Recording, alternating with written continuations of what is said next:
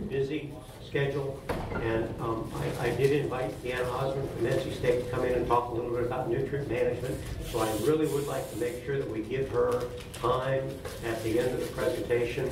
I think what Deanna has to say applies to all of our water quality programs all over the state, so I really want to do that. General Statute 138A-15 mandates that the chair inquires as to whether any member knows of any known conflict of interest or appearance of conflict with respect to matters before the Environmental Management Commission's Water Quality Committee. If any member knows of a conflict of interest or the appearance of a conflict of interest, please state so at this time. So no one has a conflict of interest. Okay. Do we have a motion to approve the March 7, 2018 Water Quality Committee meeting summary? Don't be shy. I'll make a motion. We have a motion. Is there a second? I will second. Okay, we have a motion and a second. Is there any discussion? So we are approving then the Water Quality Committee meeting summary from March 2018. The first item on our agenda is a request for major variance from the Tarpam River Basin projection and maintenance of riparian area rules. Sue Homewood from the Division of Water Resources is going to make this presentation. Would you introduce yourself?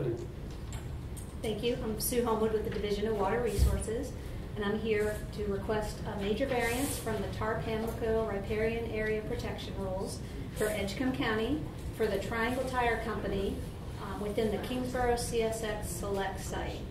The Kingsborough CSX Select site is an industrial park put together by Edgecombe County, and Triangle Tire Company would be a tire manufacturing facility that would locate within this industrial park.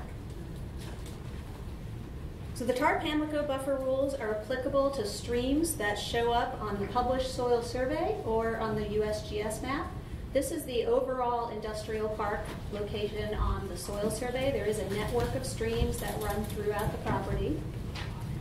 And this is the overall industrial park on the USGS map. It is hard to see, but there's a main channel on the top of that runs through the top of the property, and then there's a major tributary that bisects through the property from south to north. I got my slides out of order, so I'm going to skip ahead here. This is the stream and wetland complex that exists within the industrial park, and these two areas in the southeast corner that are circled in black are the areas that are going to be impacted by the proposed triangle facility. You can see they are small features compared to the rest of the property. Go back to that slide. So this is the location of the industrial, or of the Triangle Tire facility within the industrial park. The county has identified this industrial park to bring major industrial users to the county, which is a very economically depressed county in North Carolina. Triangle Tire facility has very specific siting criteria. They required a 400-acre pad, and so that's that's this big cutout over here. It was originally called Project Diamond. And they have located this within the best location within this industrial park to avoid the maximum number of streams and wetlands that they could. This is a blow-up of the proposed layout of the Triangle Tire Factory. And again, these black circled areas are the streams that are requiring a major variance. Zooming in on those, this is one small channel. It is a small intermittent stream. Oh, sorry. Technical difficulties. It's way above my pay grade. Commissioner Keene, are you there? Commissioner, Chairman. Okay, we got you. Thank you. Okay. Sorry about Thank that. you. Now I have to pay attention. Sorry. We were paying attention, but we're having technical difficulties. Would you like me to go back at all? Anybody? Everybody okay? Okay. Is Commissioner Keene still there? Yes, sir. Yes, ma'am. Okay. So this is one of the buffer impact areas that would require a major variance. It's a small intermittent channel. It does actually drain to a wetland down here. That's why it looks like it's isolated, not going anywhere, but it just drains to a wetland where there's no defined channel. And this is the other location. It's a slightly longer, still a small channel that would be impacted by the overall site for the Triangle Tire facility.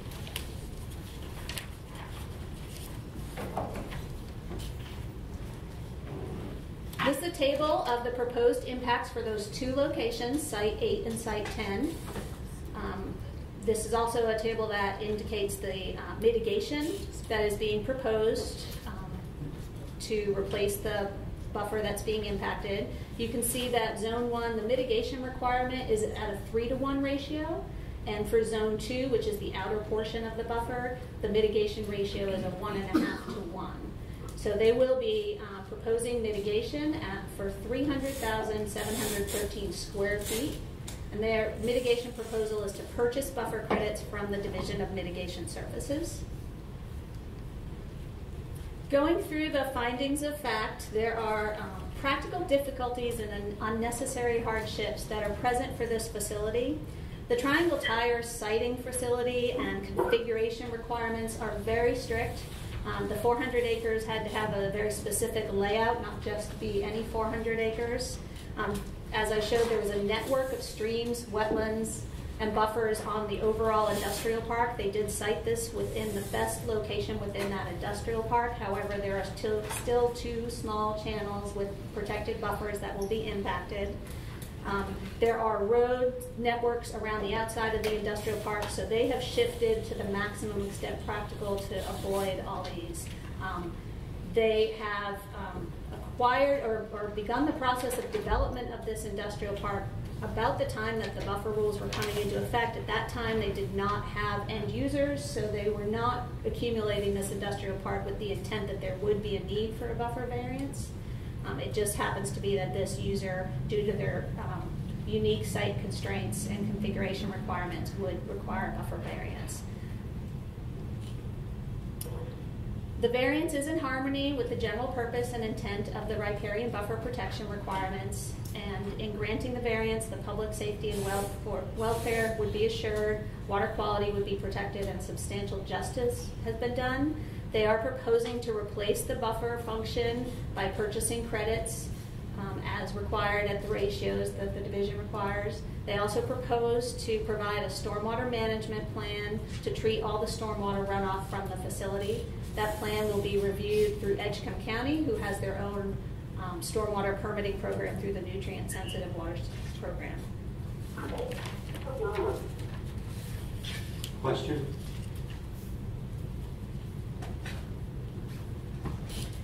So with that, the Division of Water Resources recommends that the Water Quality Committee grant the major variance request, and in granting this request, we recommend that it be conditions be placed on the approval that requires the applicant to provide the mitigation as proposed, and that the applicant secure a final approved stormwater management plan before the project proceeds.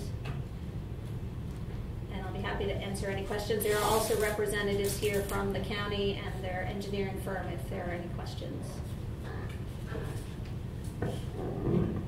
Thank you, Sue. Thank you, Sue. That was very good. Any questions, concerns, comments?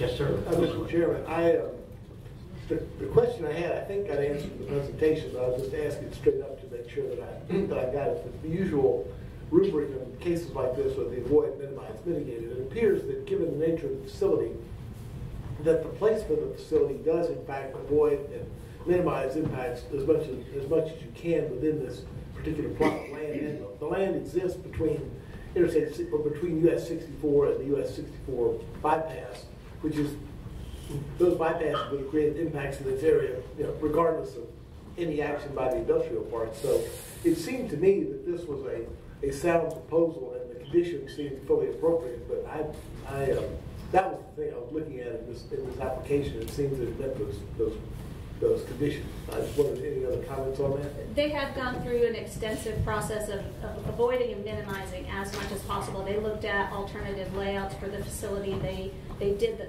maximum they could and still met to meet Triangle Tire's requirements. Okay.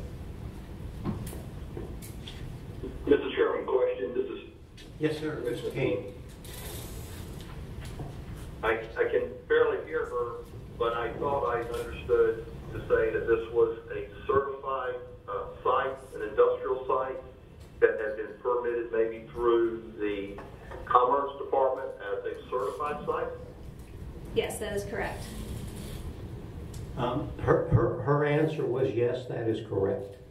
Thank you. Other questions, concerns, comments? If not, I have one. Of that site, how much of the area will be subject to some buffer requirements or modifications of the future? Of the overall Of the industrial. overall entire CSX site? So they have proposed a layout, so I can go back, and it's a conceptual layout where they avoid the majority of the streams and wetland complex on the site. Okay. The way they have now, this could change depending on how industrial users come in and what they need, but their current proposal is to avoid the maximum, especially the major stream wetland network at the top and the one through the middle. There's no guarantees, but they have provided a layout that does the best as possible to avoid. And the distances from pad A to any waterway and all that Includes the 50-foot buffer. Thank you.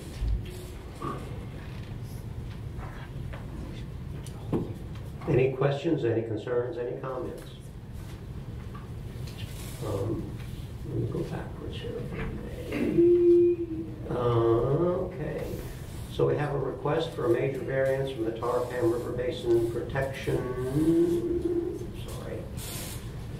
and mains for riparian areas rule by Edgecombe County for the construction of the proposed Tarpam Tire Company facility.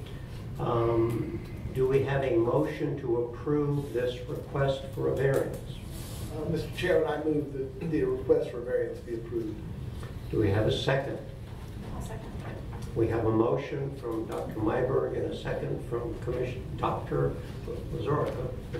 Boy, Doctor. Do we have any discussion?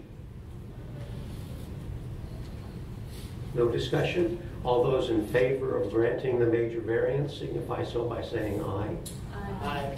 Any opposed? Aye. We have I one. voted for it. Mr. Chairman. Aye. Voted aye.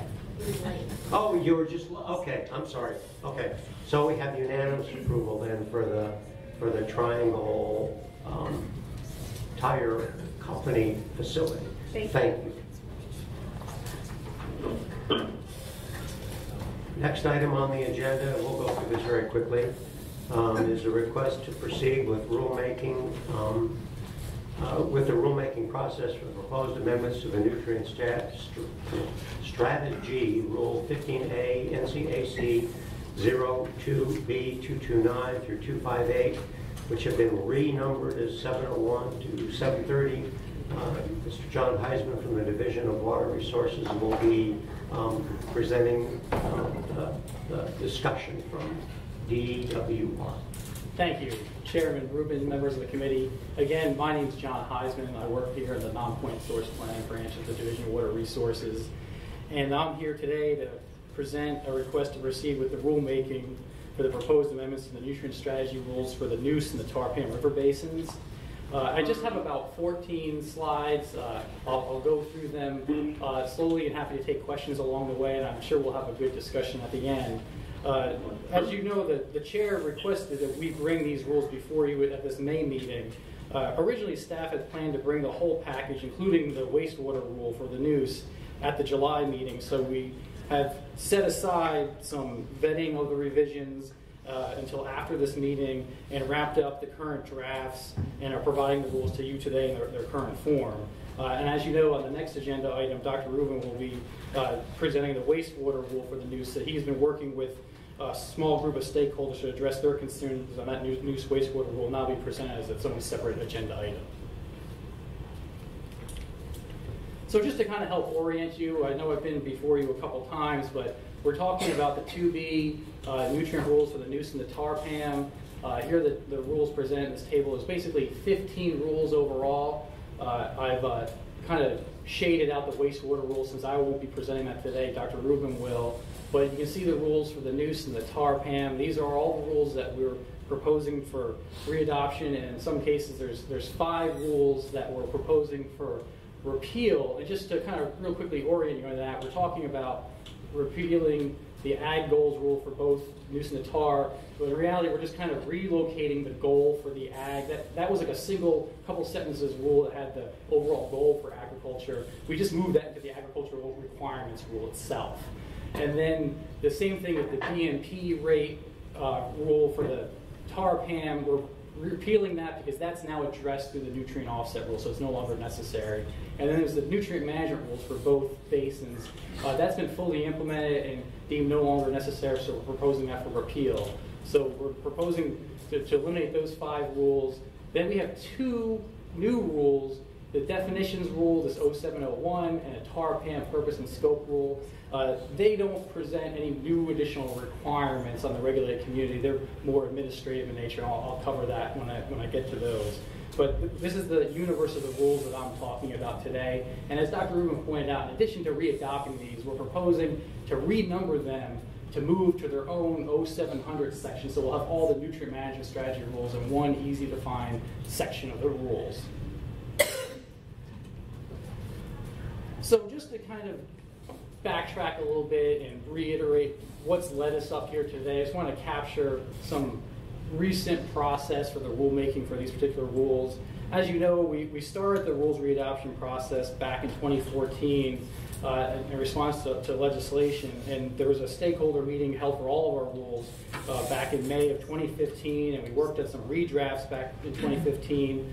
During 2016, there was a temporary hold as the department did some select reviews on the different rules, and the process was reanimated in 2017 with a second stakeholder meeting on the 2B rules in April of 2017. And we worked on revisions to the rules throughout 2015 and 2017 and met with individual stakeholders on making some additional revisions, and came before the Water Quality Committee in September of 2017 to present the draft rules. And at that time, the committee requested that we re-engage stakeholders to continue some discussions about the rules because there were some outstanding issues. So we held an additional big tent stakeholder meeting down in Wilson County for the Neuse and the Tarpam in October of 2017. And then we came back and provided an information update to the committee on the issues that were raised and the things that we were working on as a result of that stakeholder meeting. Followed that by providing written responses to the comments that we received during that stakeholder meeting in January, and came back to this committee again to present the draft revised rules in January, requesting permission to move forward. And as you know, at that time, the committee asked to kind of take the rules in their own hands and re-engage a small group of stakeholders to continue to engage on some continuing issues with the nutrient offset rule and the Neuse wastewater rule. And that meeting happened in March of this year, where there was a small invited stakeholder meeting on those 2 specific rules on a limited number of issues. And between March and April of this year, we've been working on revising those rules based on that stakeholder input from that small meeting and committee's input. And as you know, I'm here today to present those revised draft rules to you. The projected timeline for moving forward, this is how we're planning to move forward, is between now and September of this year, we would be working on the fiscal analysis for these rules and coordinating with the Office of State Budget and Management to get approval of that fiscal analysis, with the idea of coming back to the EMC in either September or November, depending on how the coordination goes with OSBM on getting their approval of the fiscal analysis, but coming to the EMC in September or November to request approval to then take those rules out to public hearing and public comment. We would probably have the public hearings between December and January and hold a 60-day public comment period during that time. Then February of 2019, we would compile and synthesize all the comments received and have hearing officers hearing officers meetings between March and June of 2019 as they deliberate those comments and revise the rules and finalize the rules based on the stakeholder input. And then completing the hearing officer report by July 2019 and ultimately coming back to the EMC in September of 2019 for final adoption of the rules. And I really wanted to make sure I presented this in a clear manner because this is our projected timeline forward. And I just wanted to make it clear because it's come to our attention there were some misunderstandings and confusion on the part of some of the stakeholders on how we were bringing these rules forward, and there was this misconception that some of the rules were being separated off and brought before the Water Quality Committee at some time next year and not being part of this package, but it's always been our intent to bring the rules together as one package. And since that January reset on the process, we've always been planning to bring the rules in July, for approval, and then to move on to the fiscal analysis. So I just want to reiterate that our plan has always been to group these together. And if I may interrupt, and that does include the wastewater portion that I'll be talking about. Yes, that's correct. Thank you for that. So real quickly, I'll just touch on a few slides I have that summarize the revisions that we're proposing for the various rules. And I'll start off with some of the more administrative in nature, the purpose and scope rule for the Neuse and the Tarpam. These rules basically provide the strategy vision for the management strategies, and they don't impose additional requirements on the regulated community. What they do is the way we've updated them is they clarify the geographic applicability to where the rules would apply in the two basins. We added some reporting requirements for the division, for staff, to do a biannual report back to the Water Quality Committee on the strategy implementation and progress to show how they're being implemented and how the estuary is responding. We also added some language about adaptive management components so we can continue to evaluate how the management strategies are doing and potentially update them based on new data and science moving forward. And we also included some comprehensive authority statements to make it clear that the EMC has the authority for implementing these rules and these different requirements. In the Tarpam, as I showed in the first table, we actually didn't have a purpose and scope rule, so we're proposing a purpose and scope rule there to kind of match it up with the Neuse and to have a clear package and clear statement of vision for both management strategies. Along with that, we're proposing a new universal definitions rule for the nutrient management strategies. This is a new rule that collects mostly all the existing nutrient definitions all into one place. So that way, no matter whether you're in the Neuse or the Tarpam, Falls, or Jordan down the road, you could look at one definitions rule and find what you needed.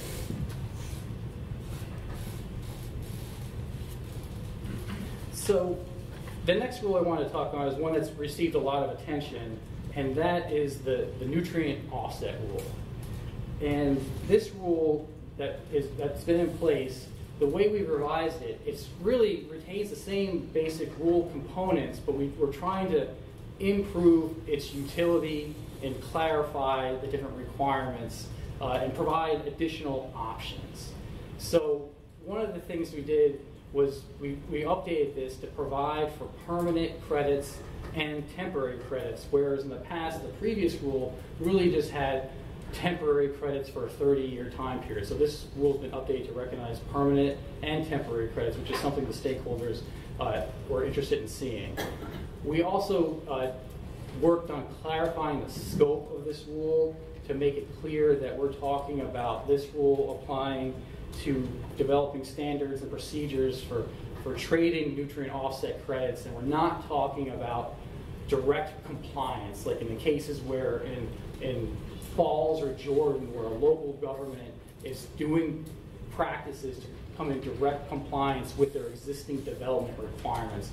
They wouldn't have to follow the nutrient offset rule. They would just be following the accounting under the direct compliance for those rules. So we've tried to make that clear distinction about what this rule applied to and what it didn't.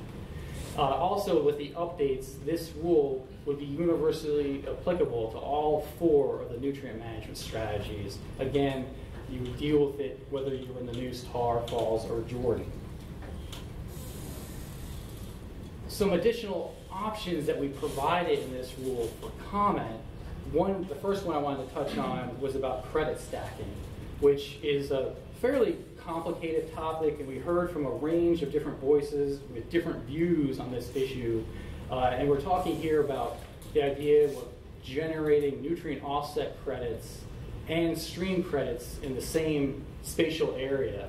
And it's like I said, it's a complicated subject when you get into stream and wetland and buffer mitigation realm, and it wasn't clear what the best path for moving forward in this credit stacking idea. So we thought it would really benefit from having a full public discussion through the public input process to identify the best route. So we provided some different options in the rule about allowing it versus not allowing it, and to give a full vetting of that through the public process. The other area that's received a lot of attention is the whole point to non-point trading ratios. And again, this is where we took great pains to provide some multiple options in the rule to take out for comment.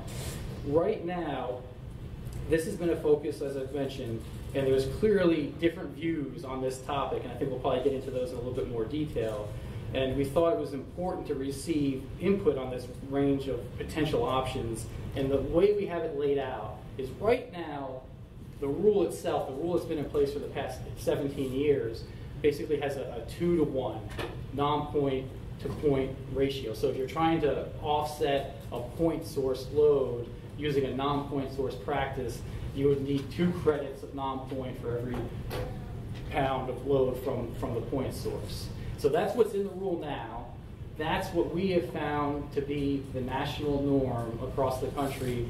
And it seems that in most cases, people have something at 2-to-1 or greater. And we're not aware of a state with a viable offset trading program with something below that 2-to-1.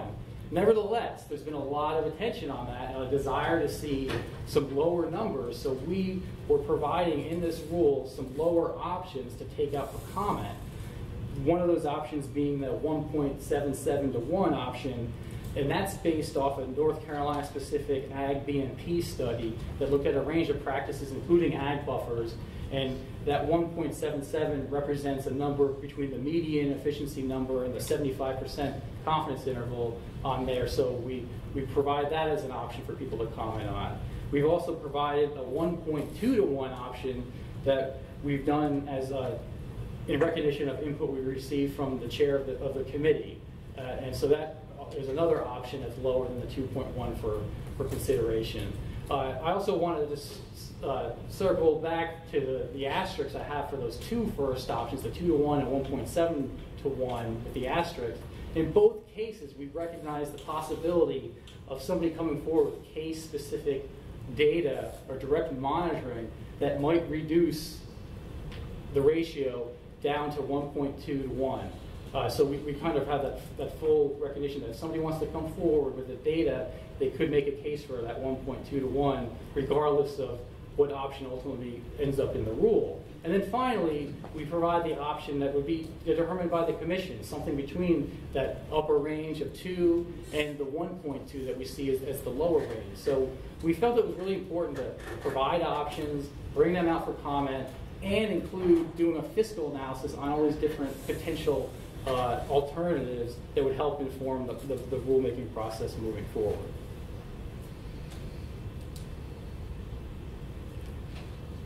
So I'm sure we'll probably circle back to that with comments, but in the meantime, I'll just move on to the other rules just to highlight some of the additional proposed revisions. I also want to talk about the revisions to the Neuse and the Tarpan new development stormwater rules. In both cases, we're proposing to add additional communities that would be subject to these rules. In the Neuse, we're proposing for 16 additional communities, and the Tarpan for 3. And the criteria that we use for adding these additional communities included evaluating the area that each of these communities had in the watershed, looking at their population and their overall population growth rate, specifically looking at, do they have at least 20% of their jurisdiction within the watershed that we're talking about? And in the case of counties, do they have a population that's greater than 20%, and a municipality greater than, a population greater than 20,000, and the municipality greater than 5,000, with the idea that populations of that size would have a significant, a substantial tax basis for implementing a stormwater program successfully. And then we also looked at just their annual population growth and whether or not they had a growth of at least 200 people a year over the past 10 years. So we also considered, along with those criteria about their footprint and growth rate, was, are they already implementing post-construction stormwater requirements, some things like phase 2 post-construction, or are they a municipality or county that straddles different river basins, and part of their county they're already implementing the Neuse and the Tarpan rules and thus have the capabilities already in place to implement a stormwater program. So we looked at all those things, and that's what led us to bring in, or propose to bring in, those 16 communities in the Neuse and the 3 in the Tarpan. In addition to bringing in communities, we also looked at ways to get rid of different requirements that weren't necessary under the rules, or we found to be unnecessary based on our implementation. So one of those things that was identified by stakeholders was we currently had to make them identify a certain number of retrofit opportunities each year. And that's really become unnecessary because they don't have existing development rules in the Neuse and the Tarpan. And it became a reporting burden on folks with no real purpose. So we were proposing to drop that ID requirement in their annual reports, which is something that the local governments were looking for. Just to kind of backtrack a little bit, this is a quick table just showing the different communities, the Neuse and the Tarpan. On the left of the table is the current communities that are listed there, kind of showing you from the upper basin all the way down to the estuary. And then on the right, we have the communities that we're proposing to add in both the Neuse and the Tar. And as you can see, we're capturing a lot of communities, particularly in the Neuse basin, that are in the upper basin that have seen some explosive growth over the years that weren't captured during the original iteration of the rule. In addition to proposing changes that would bring in additional communities and change some of the reporting requirements for local governments, we also took a look at the project requirements that the developers had to meet. And ultimately, the Neuse and the Tar rules it's still the same basic requirements about the nutrient targets that they have to meet and the land disturbance thresholds that trip them into meeting those targets. We're not proposing to change those, but we were proposing that each local government would use the same accounting tool to show compliance with the rules, using the most recently approved accounting tool from the division that would ensure they're all using an accounting tool based on the most recent data, and it would simplify implementation both for the developers that work across different nutrient basins and for the local governments that are checking their calculations, because they'd all be using the same tool for the different strategies. We also streamlined elements where we now refer to the stormwater control measure and density requirements and the already in place 2H 1003 state stormwater rules. And that would include replacing the current off-site threshold requirements that we have in the Neuse and the Tar. We have to treat down to 6 pounds for residential and 10 pounds for commercial before you can go off-site. Instead, they would be based on density requirements for minimum on-site treatment, that basically if you had more than 24% impervious or built upon area, that you would have to put in at least 1 BMP before going off-site and doing a buy-down.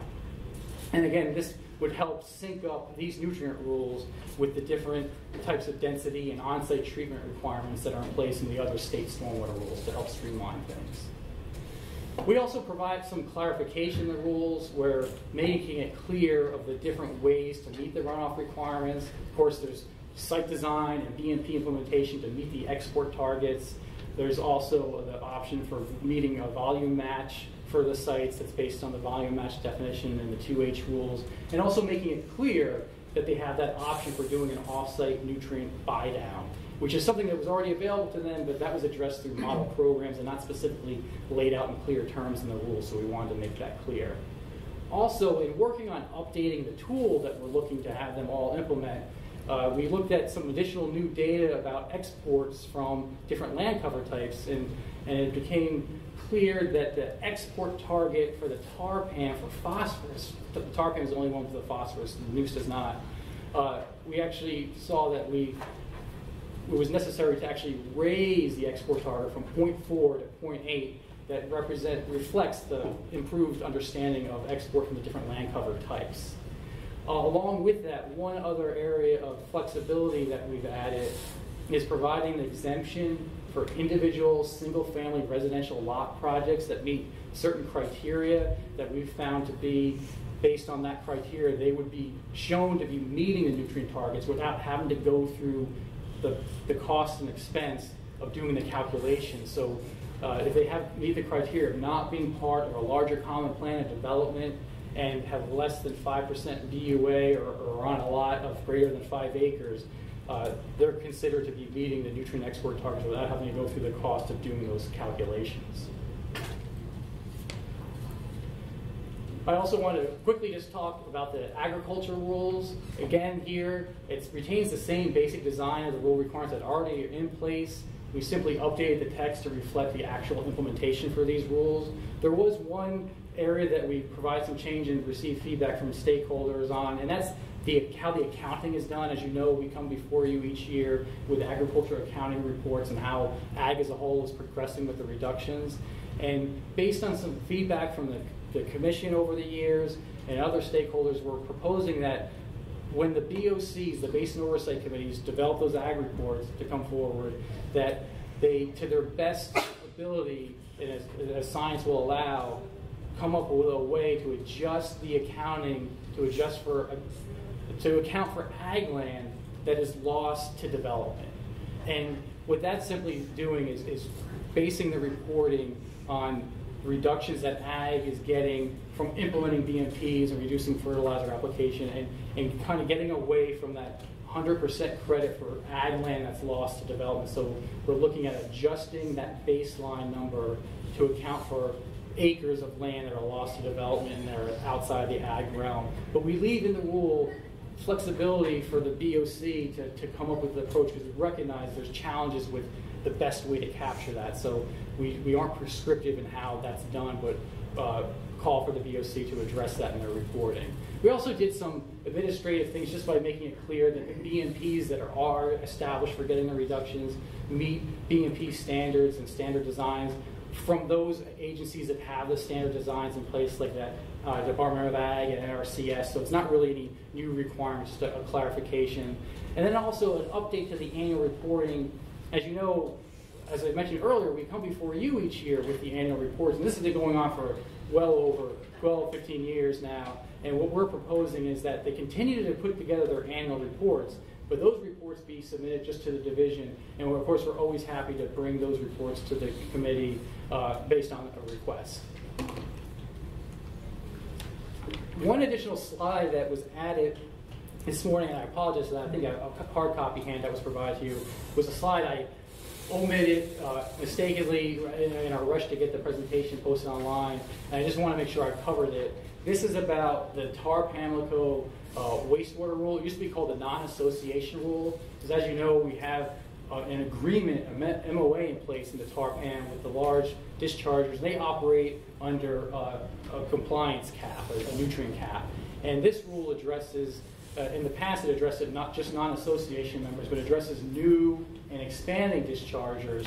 And what we're simply doing, this was a really old rule, it's actually one of the earliest rules adopted back in the late 90s, is kind of get it up to speed with reflecting that now in the Tarpam, under the agreement, these associations actually have their own permits with individual limits in those permits, and sync this up with how things are also handled in the Neuse Basin. So we updated the limits that new and expanding dischargers would need to meet to current limits of technology. In the old rule, it's 3 milligrams for nitrogen and 1 milligram for phosphorus, and it's 6 milligrams in the old rule and 1 milligram for phosphorus, and the technology limits currently are 3 and 0.5, so we're proposing to bring it up to speed with that. It still retains an offset requirement for all new loads and expanding discharges that are greater than 0.5 MGD, and provides an offset process that would tie in to that nutrient offset rule. So again, you'd have the Neuse and the Tarpan both following a similar approach using the nutrient offset rule with the provider options versus paying to DWR the way the current rule is set up. They pay the DWR using this fixed BMP formula that's very outdated, and it makes a lot more sense to use these provider options with an updated cost estimate. This is broadened from non-associated dischargers to anywhere, to any new expanding facility in the Tarpam, and reflects like the actual practice. And ultimately, the way things are set up now under the agreement with their individual permits and individual limits, this update would not affect the Tarpan Basin Association and that agreement that we have with them. So those are that's a summary of the various rule provisions that we're proposing.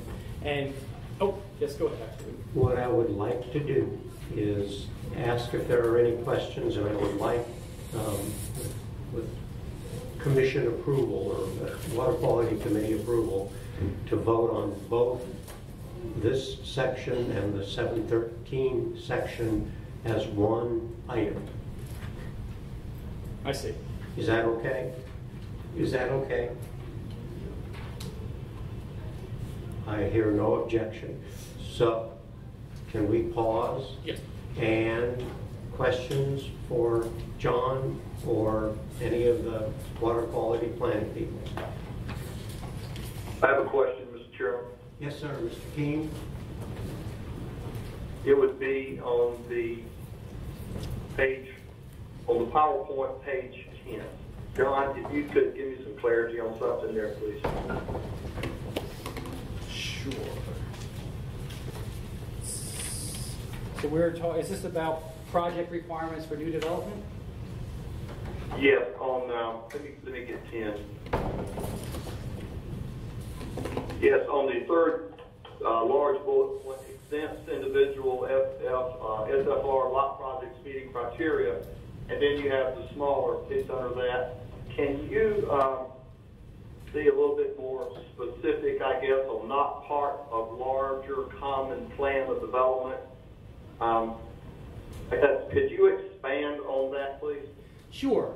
So what we're trying to do here is capture just individual single-family residential development that meets specific criteria about like how dense the project is and how many acres it's on. And we didn't want to fall into a scenario where large subdivisions that are part of a common plan of development, one commercial project, we're going to try to parse out their individual lots that meet, less than 5% BUA and less than 5 acres, but cumulatively they have a big impact. So the idea here is providing an exemption when you're talking about cases where a landowner is like maybe splitting off 5 acres and like selling it to a family member to build a house, something like of that nature. And we did not want to write this so broadly that it could be construed that large subdivisions that just happen to be of a certain acre size that have a combined impact that would have a negative impact on the estuary and exceed the export targets if you looked at the subdivision as a whole. But when you're looking at just one lot for just one project, this is where that exemption would apply. I guess my concern is here, Mr. Chairman, and John, and other members of the committee, is that it becomes almost speculative unless there's a conceptual plan that goes on record through county governance or city governance, and to, I guess, be speculative with that part of that, not part of a larger common plan of development. I think that's real vague, and it could be misconstrued as something that a staff or someone in our department would pick up that might be just speculative and not on record and actually cause issues for future development. If it's a PUD, I understand, a plan unit development, but if it's just conceptual until it's recorded, it's just speculative. And how can we determine which is which? And I just think that's that little piece there to me seems like it could be confusing for future development. Thank you, Mr. Chairman. Thank you. And I guess I would just say that, I mean, this is something that we would certainly want to get comment on during the public hearing process from the local governments that would be, adopting this through their local ordinances and local programs, and hopefully they could shed light on ways that the program could be written to provide some clarity on this. We're just trying to get that option out there, something that we've heard over the years from various stakeholders, but I can certainly appreciate that there might need to be some better definition of how this would apply. I know there is a definition, I believe in the 2H rules for common plan development, but perhaps there's other ways that we can make sure we clearly define how this will be implemented. Follow up, Mr. Chairman? Sure. Number 5. Slide 5? Or? Yes, your PowerPoint number 5. Okay.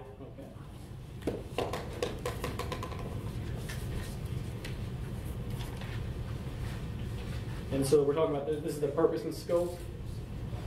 Yes, purpose and scope, but you were talking about definitions, and was it my understanding that you were trying to accomplish getting everything together, a new rule that collects, as you say, existing nutrient strategy definitions, but basically falling under one rule with all of the counties and municipalities, even the ones added? Yes. Our goal here is to provide one comprehensive nutrient management strategy definition rule that could apply across the different strategies. When you follow up, Mr. Chairman, when you added all of the municipalities, and those municipalities on number 8, you have Falls and Jordan, and then you have the density compared to the added ones in the Tarpam, which would be Vance County, Granville. Those counties are, as you know, John, are not as populated as adding under the Neuse in the Wake County area. But even speaking of just Tarpam, you are trying, I guess my understanding is, are you trying to put all of this under the same rule, that they all have to work in concert with each other? Because I see a difference between urban and adding these municipalities, but I see a big difference between urban and still rural, all working under the same rule. Let me try, if I may. I believe that we're trying to provide a common set of definitions in that part of the rule. Okay. Right. So if I'm following correctly, so we're trying to provide a common set of definitions for the terms that are used across the strategies, and then in bringing in these different communities, we try to use a common approach or criteria, but we did look at municipalities and counties differently, and recognizing that there already are counties and municipalities subject to both the Neuse and the TAR rule, and we just looked at communities that currently aren't subject but meet the same or similar criteria to the communities that were subject under the original rules. And that's why we kind of looked at the population growth and population growth rate. And in case of Granville County, part of Granville County is already implementing the Falls Lake rules. And we did have some discussions with them about the population estimates, because at first they were proposing that they weren't really seeing the population growth in the part of the Granville County that is in the Tarpan. But in looking at census block data, it did seem to support our numbers. And we're obviously still open to talk to local governments, and if they have different data they want to show us, that's a discussion we continue to have, but that's the basic approach that we took with trying to bring these additional communities in. Thank you, John. Thank you, Mr. Chairman. Where there is already say an association, and they have a nutrient management strategy already in place, will this affect or impact that existing operation, that existing association in the basin? So you're talking about a specific rule, like the nutrient offset rule now? We have, it's my understanding that we have some associations in, for example, the Upper Neuse River Basin, Falls, watershed area. They already have some of these programs and criteria. Oh, I see. So they, you know, we make a point so that the Falls Lake rules are more stringent. Yes. Than the Neuse Basin rules. And in the Falls rules, there's language, and I believe we have the appropriate language in the Neuse rules as well, making it clear that the Neuse requirements don't supersede the more stringent Falls Lake requirements. And they don't need to meet two different conflicting things. In the case of new development, they have a new development ordinance and program in place in the Falls, and that's what they're implementing. They're in the Neuse, but they're in the Falls watershed and have to meet those more stringent requirements. Okay. Other questions, concerns, comments? Yes, sir. Thank you, Mr. Chairman. John, appreciate everything. That's a good job, good presentation there. I guess got a couple of things. I guess the first thing I got is the stakeholder process. Tell me how that, because I know back several months ago, you know, we delayed this one time, but at one point in life, 3 or 4 months ago, I went through every single rule, these 2B and 2H's, there's 600 and some pages of one of them, and I forget how many pages in the other, and I identified half a dozen concerns that I had, and I gave those over to the department, and knowing that y'all were going to go back out to stakeholders, hoping they'd be addressed, and so I've never heard back from the department on that, so I'll sort of remind them that they never did contact me again with my concerns of how they were going to address them. But that's one thing. So tell me how the stakeholder process went as far as, is everybody bought into this? Is this all in agreement with the stakeholders? And would this had the same group of stakeholders,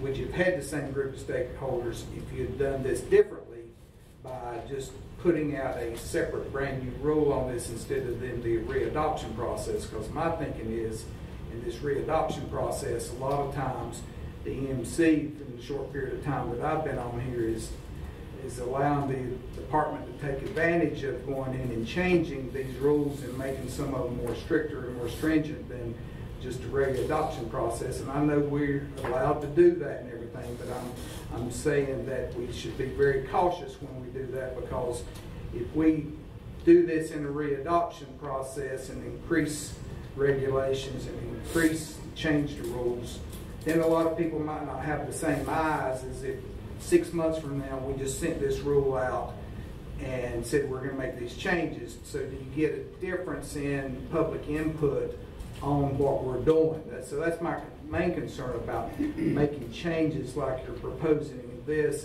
readoption process. So my question back to the stakeholder process. How did, and I know you've done, like I said, I followed you on this and I followed this, and you've done a heck of a job, but I have a problem with the process, but that's another thing. So tell me how the stakeholder group has gone. Sure. So, I mean, as you know, the stakeholder involvement has kind of been this long arc, starting all the way back to 2014, where we, in early 2015, there was like a 2B rules stakeholder group in this very room, and that covered, as you know, 2B covers a lot of rules, way more than just the nutrient offset, nutrient strategy rules. And we all kind of had a section to go over, so it was kind of the broad strokes during those early meetings. And that was in 2015, early 2017, when the process was reanimated. Along the way, we met with smaller groups of the regulated community, had meetings with local governments, association members from point sources, SWANC, the Stormwater Association, meetings with the ag community, about specific individual concerns they had on the individual rules affecting their section. And those all led into our revisions that we ultimately brought in September of last year. But there were still lingering issues, particularly with the nutrient offset rule and the wastewater rule. And that was, at that time, this committee asked us to go and have another nutrient strategy specific stakeholder meeting, and we did that in October of last year. And that was down in Wilson, and that was where we invited all, it was, to your one point, and how this is different, it's been mainly the regulated community that is part of the stakeholder process, and not so much when we get to the hearings when it's the regulated community and interested people that go beyond the regulated community. But at this point, it's been primarily focused on those people already subject to the rules or being proposed subject to the rules that have been attending these meetings. There's certainly some NGOs and environmental groups that come as well, but it's mainly the regulated community. That meeting that we had in October of 2017 was, we notified all the local governments, subject to the rule, proposed subject, the ag community, nutrient offset bankers, the different wastewater dischargers. They were all invited to participate. And we got additional feedback from them then, informed the committee back in November on the primary issues.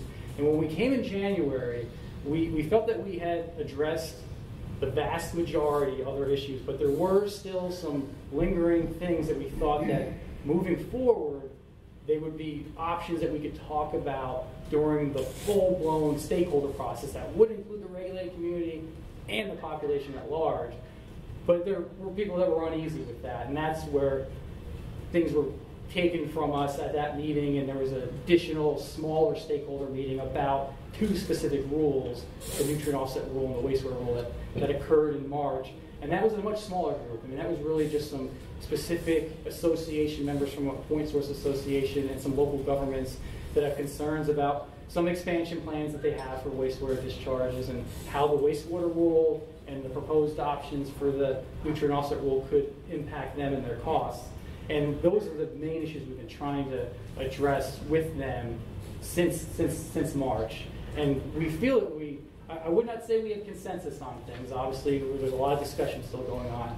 But we feel that we've captured a range of options to address the concerns that they've raised, that we would like to do a fiscal evaluation on all those different alternatives to help inform the decision-making process, and to bring those options out to be fully vetted with the regulated community at large and the population at large.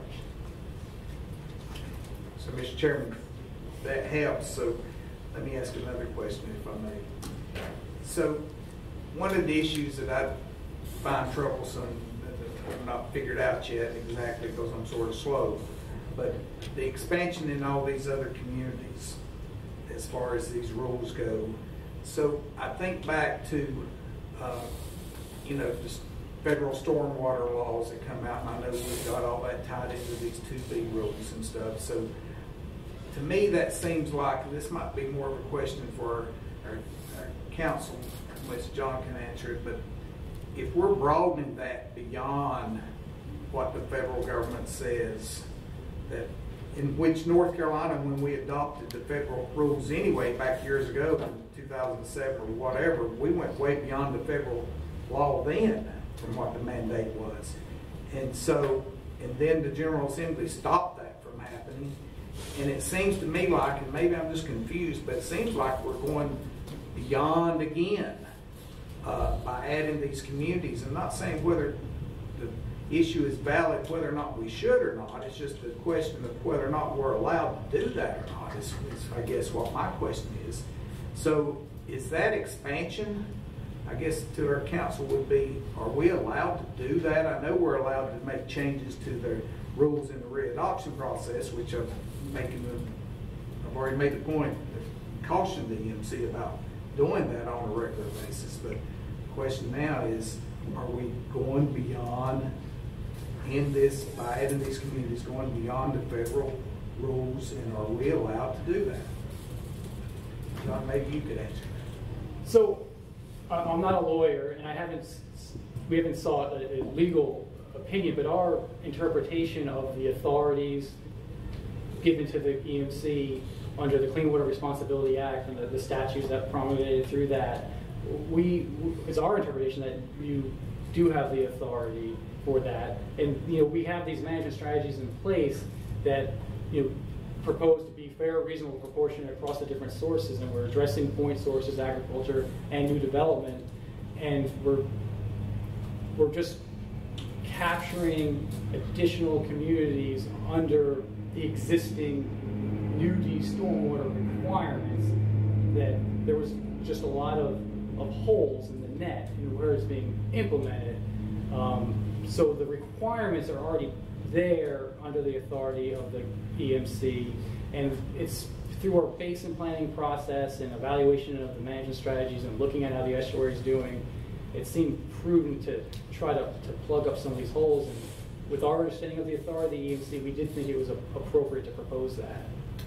So, as chairman, to an old mountain guy, that sounds like that, yeah, you can use the Clean Water Act to broaden this and be safe, but the reality is we're going to be above and beyond what federal stormwater, and I know it's all tied together, you're tying it together with these rules, but we're still going above and beyond what federal government requires, even though you can tie it to the Clean Water Act. So I guess question for council, do you think that we're allowed to do this, to broaden this? So Commissioner Gillespie, if I understand your question, it relates to what the Commission has heard a lot about recently, 150B-19.3, limitation on certain environmental rules. And what that provides is that you may not adopt a rule for the protection of the environment or natural resources that imposes a more restrictive standard, limitation, or requirement than those imposed by federal law or rule. Right? So it says if there's a federal law or rule addressing it, you can't impose a more restrictive standard except for in limited circumstances without through the submission of the General Assembly.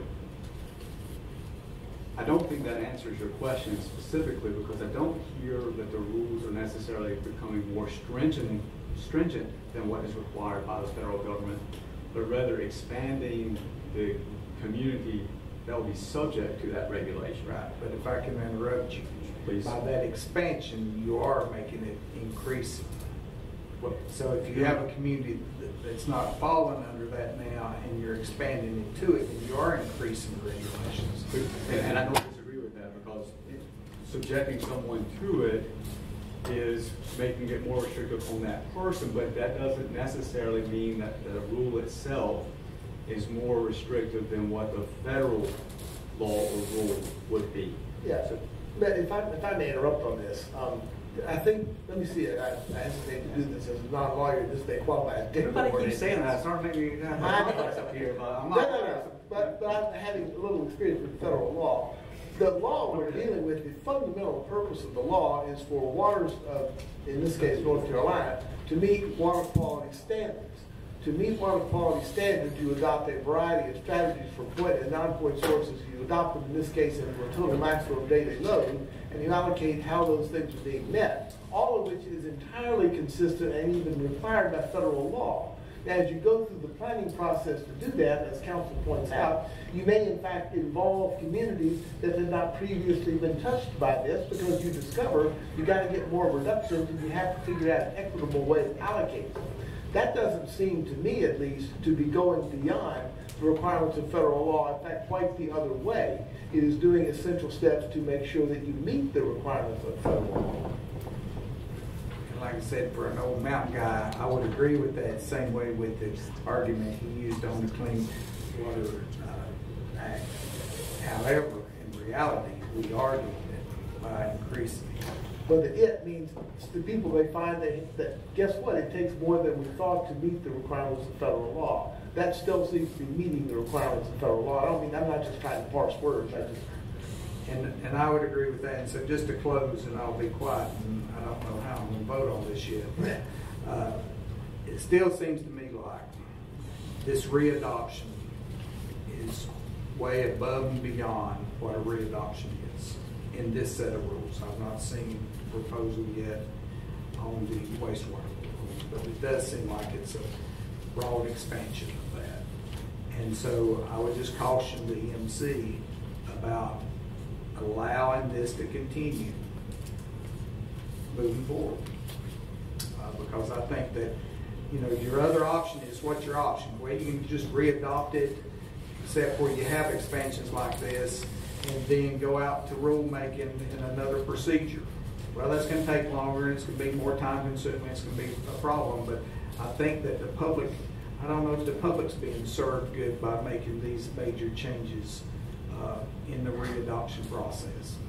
Maybe it is, maybe it's not. I'm just very weary of it. Okay. And we understand and accept those concerns. Mr. Chairman, may I just add one thing very quickly? Commissioner Gillespie, you're correct about the authority to amend rules as part of the readoption process. That's specifically allowed under 150B-21.3A, because the agency may amend a rule as part of the readoption process. But I do not know that I've answered your question about whether the application of it to the expansion, or subjecting more folks to the requirement, whether that is or isn't a more stringent standard than what's required by law. It doesn't. I can't say for certain that it is, but I can't tell you for certain that under 19.3 that it isn't. And I would agree with that. And I think that two good lawyers could argue it either way. And a couple of that ones. And a couple of that ones. So I would agree with that. But, you know, it seems to me like, you know, if somebody, that's why I was asking about the stakeholders. You know, if these communities didn't like this and they didn't get what they wanted in the process going forward, which I feel like that you might get everything worked out based on what you told me moving forward with. So that's why we've got a safety net coming up by moving forward with this, Mr. Chairman. But somebody could very easily sue over this if they chose, if they didn't get their way. I mean, and let the lawyers argue over it. But, you know, I'm probably going to have faith to continue on because I'll have another stab at this somewhere in the future. It's probably where I've just come to the conclusion because they might get it fixed going forward in this process here with everybody involved. So I guess with that, I'll be quiet, Mr. Chairman. There's no need for you to be quiet. I value your opinions. Mr. Chair. Yes, sir. This is Steve King. Mr. Chairman, it does bring up a thought. Can I ask John a question? John, can you drill down on the stakeholder participation? You said there was a smaller group. Was it my understanding that that was in March? Right. The March 2nd meeting was a very small stakeholder group here in the Archdale building. And that was a meeting that was about specific concerns about just two specific rules, the nutrient offset rule and the Neuse wastewater rule. And we met with a select group of stakeholders who had raised concerns about those two rules and felt that they had not received satisfactory responses yet. On the municipalities and counties that were added, did you have any pushback from, or any, I guess, heartburn from any of those governances on being added? And after, I'm sure you explained, and you've done a great job today, but I'm sure you explained to them what these being added to would do. Have you gotten any, as hearing officers, I guess, you know, we get the comments written and sent in, and we hear that public hearing. But as Commissioner Gillespie had mentioned, I guess he had not received anything, but I've certainly not seen anything either, but I've not asked for it. But these added entities, are they pushing back? So the short answer is no. Out of the 19 proposed entities to add, and we did contact them all and invite them all to the stakeholder meeting, and many of them participated, and we did make sure they all had copies of the rules and understood the requirements. Granville County did reach out. They had concerns about why they were added, and we provided them the criteria and the information that we used and shared it with them, and we invited to sit down and have further discussions with them. But they have not reached out since then. But we continue to be happy to meet if somebody does raise concerns about it. Thank you. Thank you, Mr. Chairman. Thank you, John. There's no other comments I have. Go ahead. Thank you. And some of these will speak both to process and substance. So my apologies for the comment, for the question. But on the you mentioned there was also a small stakeholder process, like within the last couple of weeks, about these rules. And can you be more specific about who exactly was involved in that? Right. So the March 2nd meeting that we had, that was the small select stakeholder. But has there been activity since then? So I would say there's been activity, but not a stakeholder meeting. There's been, I think, stakeholder communications with some committee members. We've met, with Dr. Rubin, I think, on 2 occasions to talk about input that the committee's been receiving and his input as well on the rules. And have the stakeholders who've been communicating been sort of primarily or exclusively members of the regulated community, or yes, or is there broader? It seems to be a select group. I mean, it's mainly a wastewater compliance association that concerns about the wastewater rules. Okay. It was confusing a little bit to me about exactly how the links between this rule and the wastewater rule worked, especially on the point to non-point source trading ratios. That there seemed to be, there's like a slide in this one and a slide in the next one, which are both talking about ratios, and I got confused about what was what. So I think maybe in general terms I can help clear up that. That would be helpful. So right now, the current Neuse wastewater rule includes that 2 to 1 ratio. What we were proposing was no longer having the ratio in the wastewater rule, but instead have a ratio in the nutrient offset rule. And we're proposing a range of ratios we will comment on. But then that ratio would apply to the Neuse wastewater rule and other point to non-point. I see. Have one set of ratios for everybody, not yes. just one special for the Neuse. Yes. Okay. Now that doesn't change any of the falls lake requirements or anything like that. So I mean, the way it's set up is, I guess you could argue. That may be just adding more confusion. And I think that's one of the concerns that's been raised, because as we know, the falls requirements are kind of like on hold in terms of any readoption. Okay. But the idea would be that these ratios would apply across different management strategies to the extent that we have the authority to do that. I see. So what the way this is conceived of is what I heard you say, just to see if I get it right, is that this nutrient offset rule described on slide 6 would be the nutrient offset rule that would apply across these 2 different basins. Exactly, and that's why, like, in the transfer of the 200 rules to the 700 section, we were going to have the definitions rule, the nutrient offset rule, like, that's why it's like 701 and 703, because they're the kind of like umbrella rules for all the management strategy rules that are in that section. Okay. And that is why we're proposing to, I can see why you're confused. We had a ratio in one rule. I can be confused even under my simple circumstances, I will assure you. But hopefully that clear that it would be applicable across the different management strategies in one place rather than addressing it in specific rules. What factor does the verification aspect of the trades have to play in what ratios people would recommend? I mean, generally, as I remember back some years ago, or I understood, that part of the reason the ratio was 2 to 1 in the first place was because of concern about verification.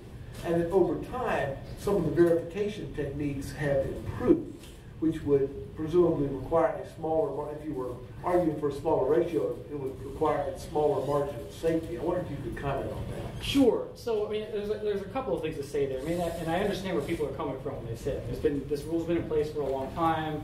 Knowledge has increased about things, but it's still a pretty complicated field because you're talking about point to non-point source trading, and there's different levels of uncertainty. Obviously, you're monitoring into pipe for the point, like a measured load, versus monitored, like, or assumed credit for a non-point source, and then you're kind of splitting hairs. There's agriculture non-point source and land restoration type non-point source practices for credit versus engineer controlled stormwater practices that are a lot better understood and monitored and better data. So there's like a range of uncertainties and variables depending on what type of non-point source practice you're talking about, and then just some scientific uncertainty based on all the different settings for how these practices have been implemented in different landscapes and different states. So we're just kind of recognizing you're still, at the end of the day, talking about using an assumed credit based on literature and research studies to the best that science is available compared to an actual measured load. And don't get me wrong, I generally actually am very much in favor of trading operations because it gives you a means of reaching reductions you couldn't, as a practical matter, otherwise get. So there's real value in that. So I'm not trying to hold up some standard that you have to have perfection on these things. The question really is about, that I think you're looking for, what I gather you were looking for comment in this proposal is about how to weigh those different uncertainty factors in the concept, in the way, by means of setting up a trading regime that actually is going to work and be cost effective for both sets of parties. Right, and we just feel like there's obviously been a lot of attention on this. There's different options.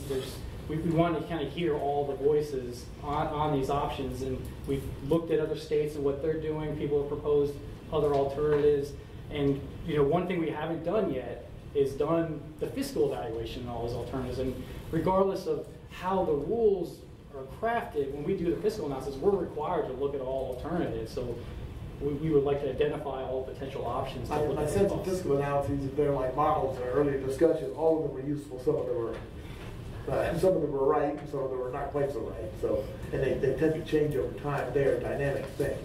Let me also ask you a more specific question about the Tarpan export target. Yes. Can you just sort of tell me a little more about what exactly that is?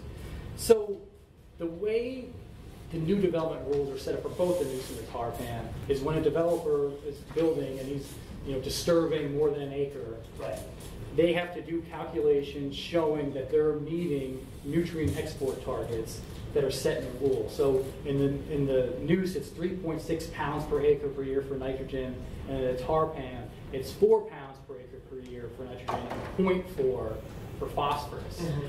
And they have to do calculations, show that through their site design and implementing BMPs, that once they're all done, that new development site will be at or below those export targets. So this actually is a doubling of what the existing export target is? For the phosphorus number. And that's based on more recent information about export from different land cover types. As we've been updating our accounting tools, we realized that their export coming off of sites was different than what we had previously thought. So it is a doubling of that. Does the Tarpam have a Tmdl for phosphorus? So we do have a Tmdl in the Tarpam, and there is a phosphorus reduction requirement. Now, I will caution that these are old strategies. When I say Tmdl, it's much different from what a Tmdl is today, where essentially the Tarpam Tmdl is the 1994 Basin plan that was submitted to EPA, but there was a model that was done following that was funded through the Tarpan Basin Association, and there is modeling support for the overall reductions, but there is some judgment in what the overall goals are. For example, I assume that based on the conversation we just had, that people may have realized that the numbers that were used for what the estimated phosphorus coming off the developed land was may not have been accurate in the first place. Right. Also, on your chart on the Tarpan wastewater rule about the updated limits to the current limits of technology, am I reading those right that it is a doubling of both the nitrogen and the phosphorus numbers, or is there a reduction? I'm sorry, it's very unclear. So we're talking about reduction. So right now, usually with advanced technology, you get actually better results. That's why I was posing. Right.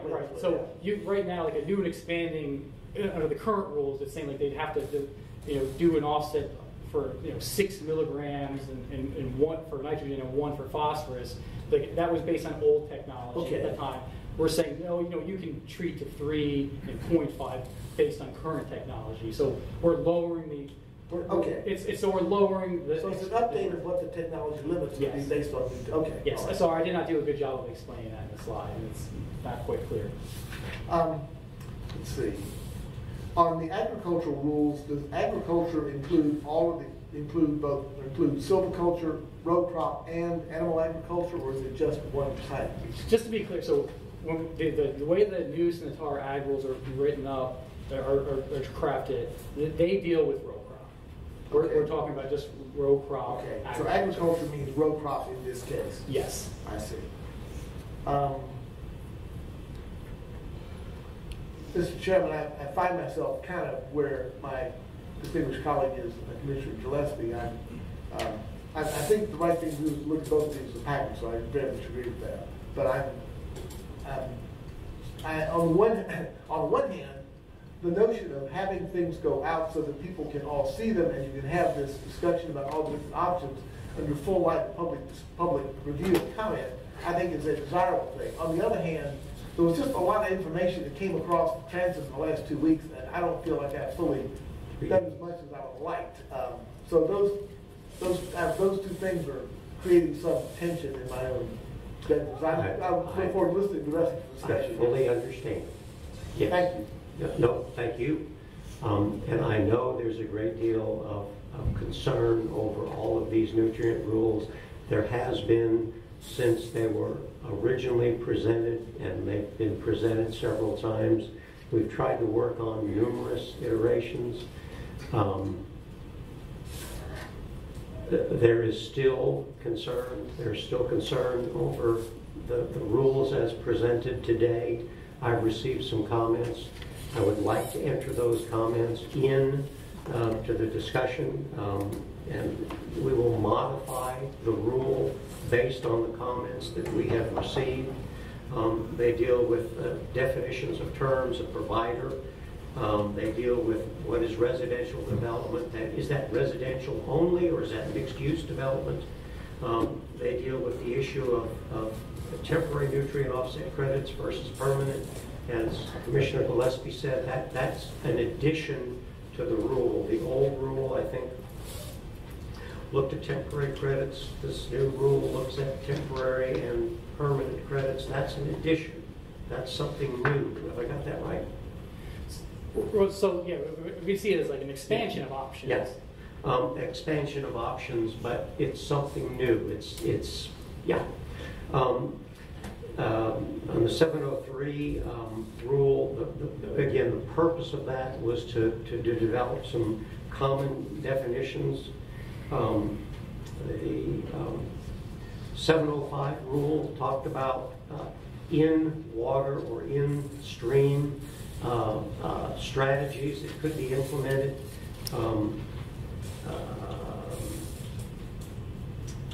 So there are still issues. I guess the biggest issue is the offset credit. It goes anywhere from 200% to 120%. The nutrient rule right now is where there are managed nutrient offset credits. It's a one-to-one trade. Where there are no management strategies in place, it's a book value, it's a design with no follow-up, no monitoring. It's a 10% variation to buy 10% more credit. So there remains controversy in this. What I would love, can we go on to 713? And yes, ma'am. Thank you. I just wanted to ask a couple of other questions about the package that was just presented to us. I understand we're going to roll them up and make one vote, right? Yes, ma'am. Okay. Well, in the future, that is my proposal. In the future, it would be helpful with your PowerPoint slides if you put the section numbers on the slides that you're talking about. I apologize. I appreciate that. So I don't remember the slide number, but I believe it's maybe slide 6, called Summary of Revisions Nutrient Offset Rule. I'm assuming that's for 703. Yes, that's correct. Okay. And I cannot hear Commissioner Tierney. can you hear me Speak, now, Mr. King? Move closer to the microphone. Mr. King, can you hear me? Thank you so much. Yes. The options for 9-point trading ratios, all of those would be proposed. Is that correct? For public comment. We're not trying to select any of those today, correct? I believe we will select something today, yes. 2 to 1 versus 1.7. I thought we were taking the options to public hearing. Yes. Guess what? Those are the options that we have to choose from. Yes, ma'am. Those would be proposed for Yes, public ma'am. That will be proposed not in a single one number. Well, we can't really develop a fiscal note until we know which ratio to use. Well, they just said they were going to do an analysis on each of the options. Okay. On the nutrient rule, we do have a ratio that is established. And if they're going to do, I guess I missed that. So if I could just clarify, so we were proposing these 4 different options for inclusion in the nutrient offset rule for going out for comment. Okay. And would do an evaluation, fiscal evaluation on those different options. And that's what we were proposing. And in the wastewater rule, currently that is at 110% or a 10% offset credit. Right. And that the proposed revisions, I believe, that you're going to present. I hope so. And then back to the slide that Commissioner Myberg was referring to for the Tarpam and the 3 versus 6 milligrams per liter total nitrogen, 0.5 versus 1.0. And you said that the 3 and the 0.5 are the result of your assessment of new technology performance. Yes. Have the dischargers in the Tarpam been made aware of this? Was this just added because it was an oversight for presentation to the commission, or is this a new addition for everyone's eyes? So that provision's been in our proposed revisions to the rule, but the slide itself was just overlooked in today's presentation because there's been so much focus on some of the other rules, and it was an oversight on my part. So it's not a new addition. And there was no concern or debate about the performance of the technology, these numbers? We have not heard anything from them, but it is something that will make sure that we have fully vetted engagement with them. The association, largely operates under their ongoing agreement they've had for a few decades now, and there haven't really been any new or expanded discharges in the Tarpam in quite some time, so there hasn't been a whole lot of interest in the requirements, but we'll make sure through the public hearing process. And then finally, I assumed it was just cutting and pasting issue, but in 2 of the files that we opened, the sections were out of order. That wasn't intentional, was it? It was. You can blame me for that, okay. Because the way I tried to organize the rules and going out, I thought it was a little bit more.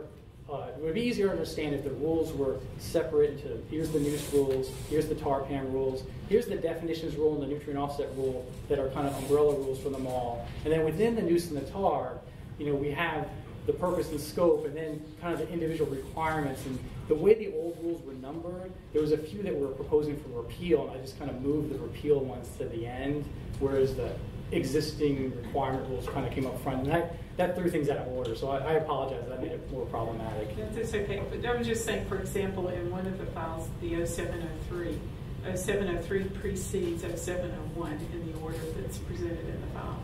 And I think that was just maybe an oversight merging PDF documents. So for the future, I'll make sure we do it in a way that makes it more sense. And I just echo with the other members' comments about the late arrival of some of these things and trying to understand better the process of stakeholder participation. Initially, we had proposed only discussing the wastewater rules. I was told that we would discuss them all. So, any other questions, concerns, comments? If we could, do I have everybody's permission to hold off? And I think I know what the vote's going to be, but do I have everybody's permission to hold off? Okay, let's try the 713 section. Ms. Weaver, do you have that little clicker thing for me? I do. Thank you, ma'am.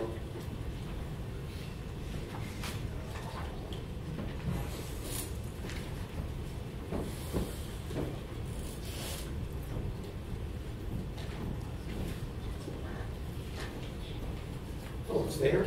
Yeah. Oh, okay, I'm Yeah. sorry. I'm wondering if you could do it. I'm going to sit up there. Yeah, yeah.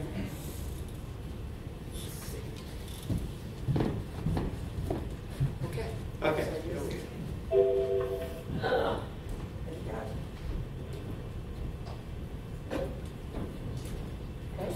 Yep. Thank you. My name is Bob Rubin. I'm going to talk about the 713 nutrient wastewater portion of the rule. There was some discussion about who would present it, and I was nominated or elected or voluntold, whichever that is, I'm not sure. So, the purpose of the rule, this is the Neuse River Basin nutrient-sensitive water management strategy for wastewater discharge. The purpose is to establish the minimum nutrient control requirements for the point source discharges in the Neuse River Basin in order to maintain and restore the water quality in the Neuse River estuary, that end of that river, and to protect the designated uses in the river and in the estuary. We have had lots and lots of discussion. There have been numerous contacts regarding the 200% offset requirement that was initially expressed in the rule. DWR expressed concern over the uncertainty associated with crediting non-point practices for point source discharge credit.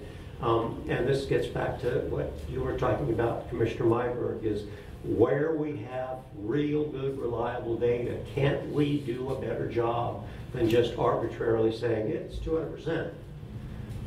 So lots of discussion about that. DWR indicated that EPA has imposed a single credit requirement in some watersheds, and they have, but as you look over the country, I could find some areas where they imposed higher limits and other areas where they imposed lower limits. So I didn't see that as uniform. So back in January, we requested some additional time to look at some of this stuff, and I took it upon myself to convene some of those small stakeholder groups, and we have met. We visited, we talked with municipalities, NPDES permit holders, and we talked with advocacy groups in these small meetings. And from those meetings, we tried to glean the current version of the rule. Obviously, we missed quite a few things. And the purpose of this presentation today is to decide whether we want to move this forward to these both sections, or all sections of the 700 rule up to the full EMC. Some of the proposed changes, we're going to remove the 200% non-point source uncertainty ratio for the nutrient offset credits, and replace that with an uncertainty ratio of 10% for unmonitored systems. They'll have to buy 1.1 credits instead of 2 to 1 credit.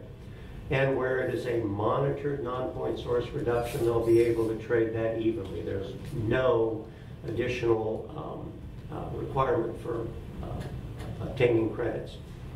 Changes the time span for the allocation and the credits from 30 years to no less than 10 years, and provides for the ability to allow up to 20 years if payment and fiscal assurance is required. And it discusses subsequent permit renewals, that the entity, the NPDES holder, will be required to obtain credits to meet a requirement for at least 10 years beyond the requested renewal, as opposed to, I think it was 30 in the original rule. And it provides an option for a permit applicant to demonstrate a contractual agreement to acquire nutrient allocation and credit, with the allocation or the credit to be made in full prior to the issuance of the permit. And it edits, we made edits to the group NPDES permit condition of the water quality entity group.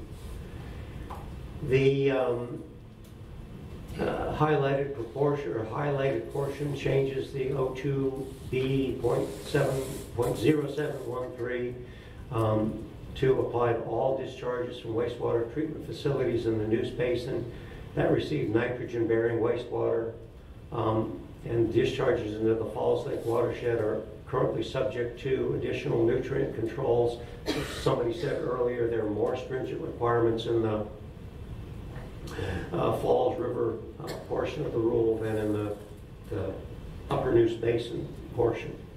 713 was changed to look at a nitrogen Tmdl for the Neuse estuary, approved in 2001 by the EPA, and the waste load allocation there would not exceed 1.64 million pounds of nitrogen in a calendar year, and the allocation would be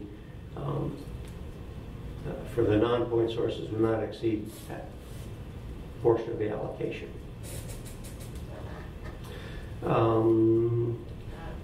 Beginning in 2003, section 13.6a, the rule was adjusted to reflect any subsequent addition or application or nutrient offset credits pursuant to the rules and the nutrient management strategy. New facilities would be required to demonstrate or require contractual agreements for acquiring those nutrient nitrogen credits. And the dischargers of the nitrogen offset credit would be pursuant to GS1, I can't read it, 143.214.26, both for the proposed discharge and the allocation of the offset credit will be sufficient for a period of no less than 10 years rather than 30 as in the original rule. Payment for the period would be no less than 10 years, and the credits will be paid in full prior to issuing the permit. The director may allow up to 20 years if there's a hardship or financial assurance is a challenge. The nitrogen discharge limit for new facilities shall not exceed the nitrogen load equivalent to its active allocation and the offset credits, or the application of a technology-based mass limit, whichever is lower or whichever is less. And there were some limits that were proposed. Application for a permit renewal shall demonstrate that the facility has sufficient nitrogen allocation or offset credits to meet the effluent nutrient requirement for at least 10 years beyond the requested renewal date. Facility submitting application for increased discharge or an existing permit conditions contain tier limits.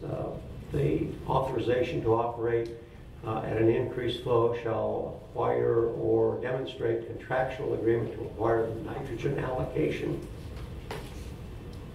from the existing discharges or purchase nutrient allocation credits pursuant to general statute or both for the proposed discharge. The allocation and the credits shall be sufficient for the 30-year discharge as proposed in the application.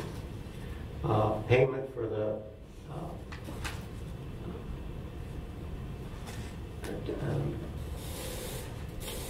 credit shall be made in full up to 20 years as allowed by the director. And again, these were discussed and cussed with the NPDES holders, and we had a great deal of concurrence on these rules, or on the 713 portion of the rule from the stakeholders.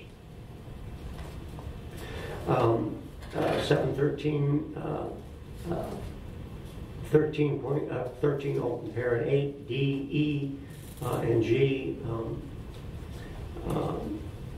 were new. That no application for expanding facility shall be made or accepted without written documentation demonstrating that the requirements of A through C have been met, and the director shall not issue a permit authorizing an expansion of an existing facility unless the applicant has satisfied the requirements of sub-item D, Subsequent applications for permit renewal shall further demonstrate that the facility has sufficient means to meet the effluent nutrient reductions or limitations for all for a 10-year period of time. For nitrogen discharge, limits for an expanding facility shall not exceed the nitrogen load equivalent to its active allocation and offset credit for the applicable technology-based mass limit, whichever is less than the technology-based limits are as follows. And that was in the rule. So these are the draft of the 713 portion of the rule. We would like to go, we presented both of these in concert, the 700 section plus the 713 section. We would like to go forward with this package to the full EMC in July. John presented a timeline. So my request today is that we merge the 713 and the 700 rule and move forward. I know it's late. We've had a lot of discussion. Deanna, I apologize. We'll get you back another time. And I'm sure there's a great deal of discussion. So, who's first? Yes, sir. Mr. Gillespie, Commissioner Gillespie. Thank you, Mr. Chairman. Mr. Chairman, I appreciate all the hard work you've done in this. I've not followed it near as much as you have, but I have followed it some. And I think that what you're proposing here is a reasonable proposal based on what we had before, because what we had before definitely I didn't think was that good. But my question would probably be to the department. And I think I know the answer to this is no, but I'd like to hear it from them so that I'm completely satisfied. And the question would be, is there any unintended consequences on other stakeholders in this basin that this might impact, that they wouldn't be really aware of what's taking place at this point in time? And I think the answer is no, but I'm not quite smart enough to figure that out. But I am smart enough to know that it could have unintended consequences. And so if I could just be reassured on that. Mr. Heisman. So I believe the answer is no as well. We're not aware of anybody with unintended consequences as a result of, I'm not sure if you're just referring to this rule or all of this, just this rule. No, there's not any unintended in terms of that. If I may add to that, we did change some of the nitrogen allocations from the town of ABC, because the town of ABC was taken in by a larger entity. So that nitrogen load went to the larger entity, the small town. Okay. So I do think that the stakeholder process and the several meetings that we have, I think that the municipalities were reasonably well represented. I know we had quite a few large and small entities there. Yes, ma'am. Commissioner Deerhead. Thank you. I'm gathering that the numbers for the new versus the expanded scenarios or the rules are comparable. It's changing the 200% to 10%, changing the 30-year to 10-year. Is that right? Yes, ma'am. It's the same in both cases. That's the way I read it.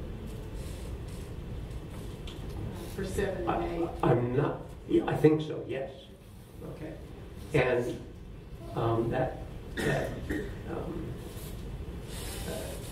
again, the cost at 200% in 10 years or thereabouts to some of these municipalities gets to be quite large.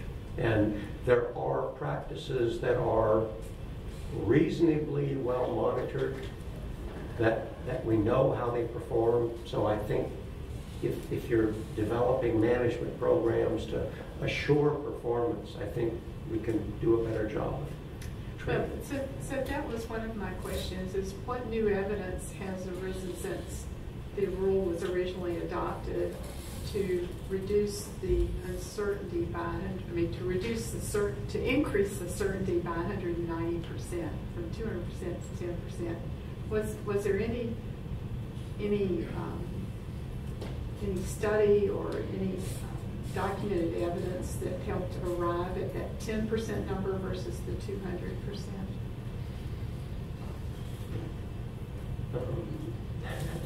Which one of you wants to come up and visit? I think I'd like to invite my colleague Jim Hawley to come up to help address this question.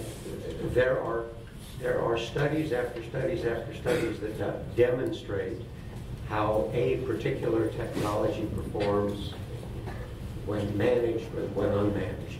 If you look at the aggregate of all the data, there's huge variation in how they perform.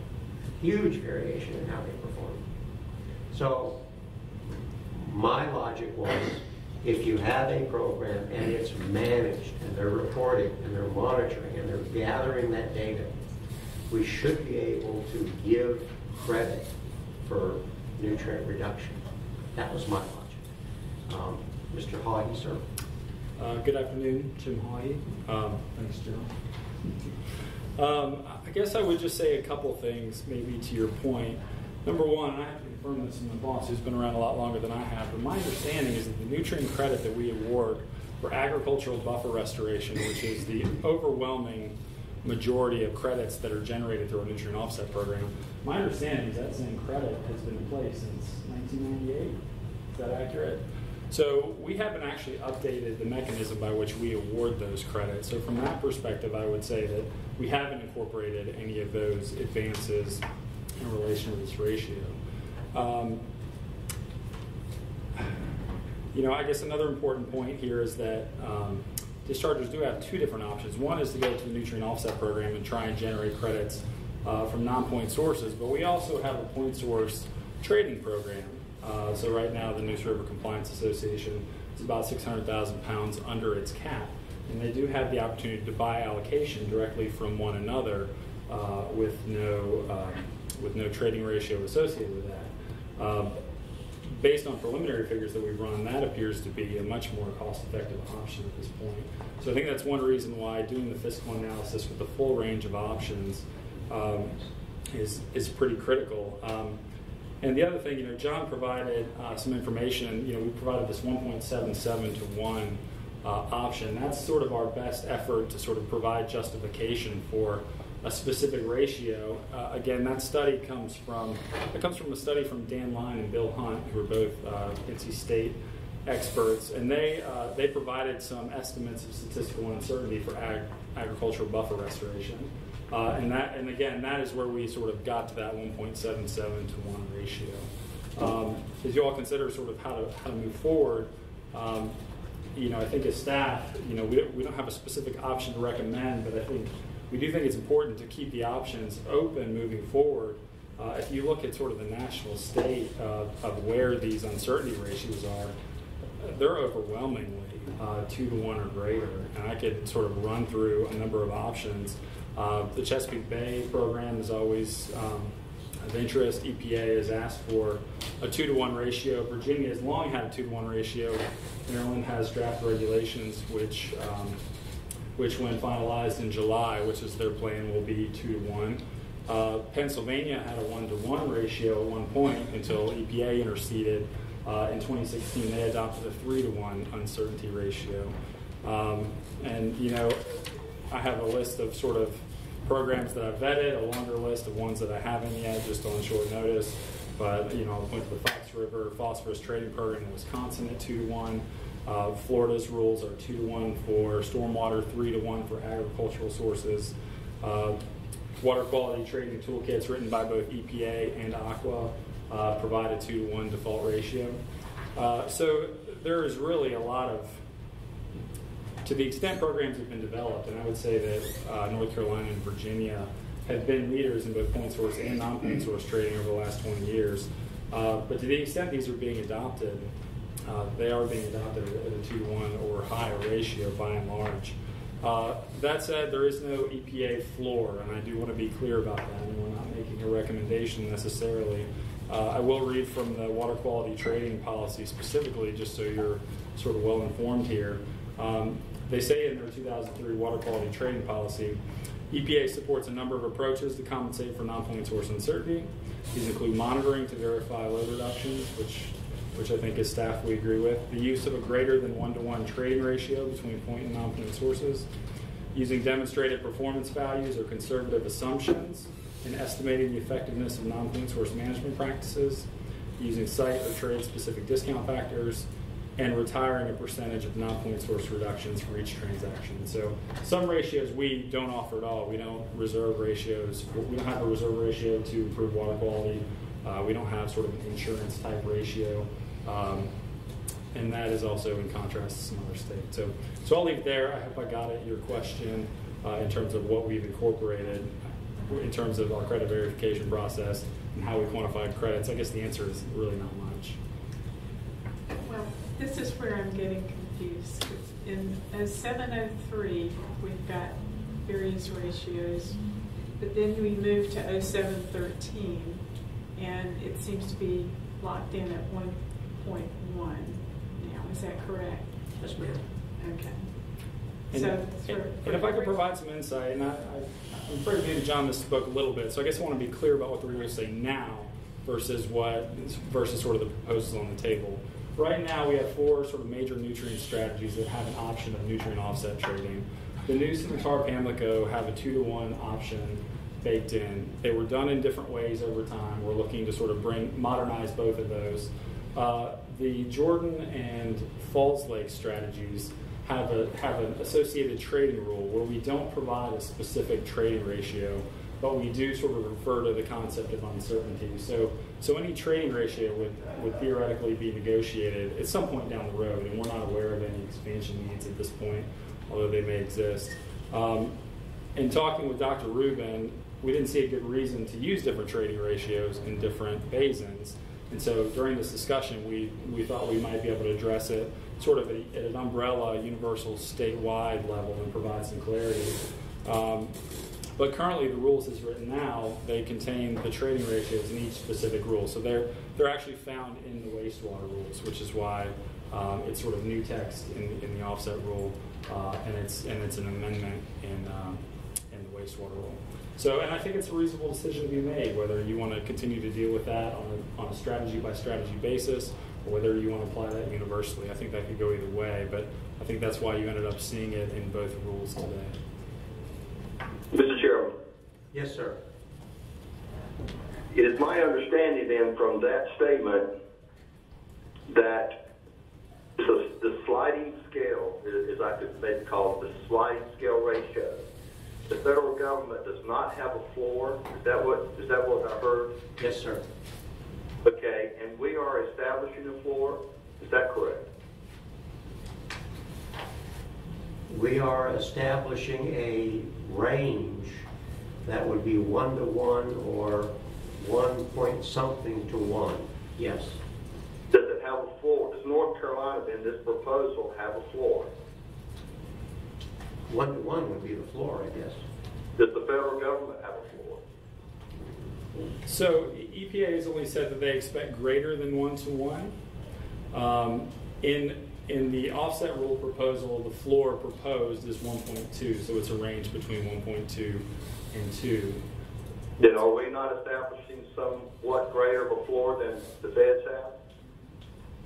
Well, they don't specify a floor. Generally, the Clean Water Act doesn't speak to water quality trading. The onus is on basically the discharger and the permittee to show that they're not degrading water quality in an impaired area. And so I think what typically happens is there's an established trading ratio, but with the opportunity to reduce it in specific circumstances, like with monitoring. I think we're generally supportive of that. Did that answer your question? Well, I'm still like Commissioner Deering. I think this is, I guess, is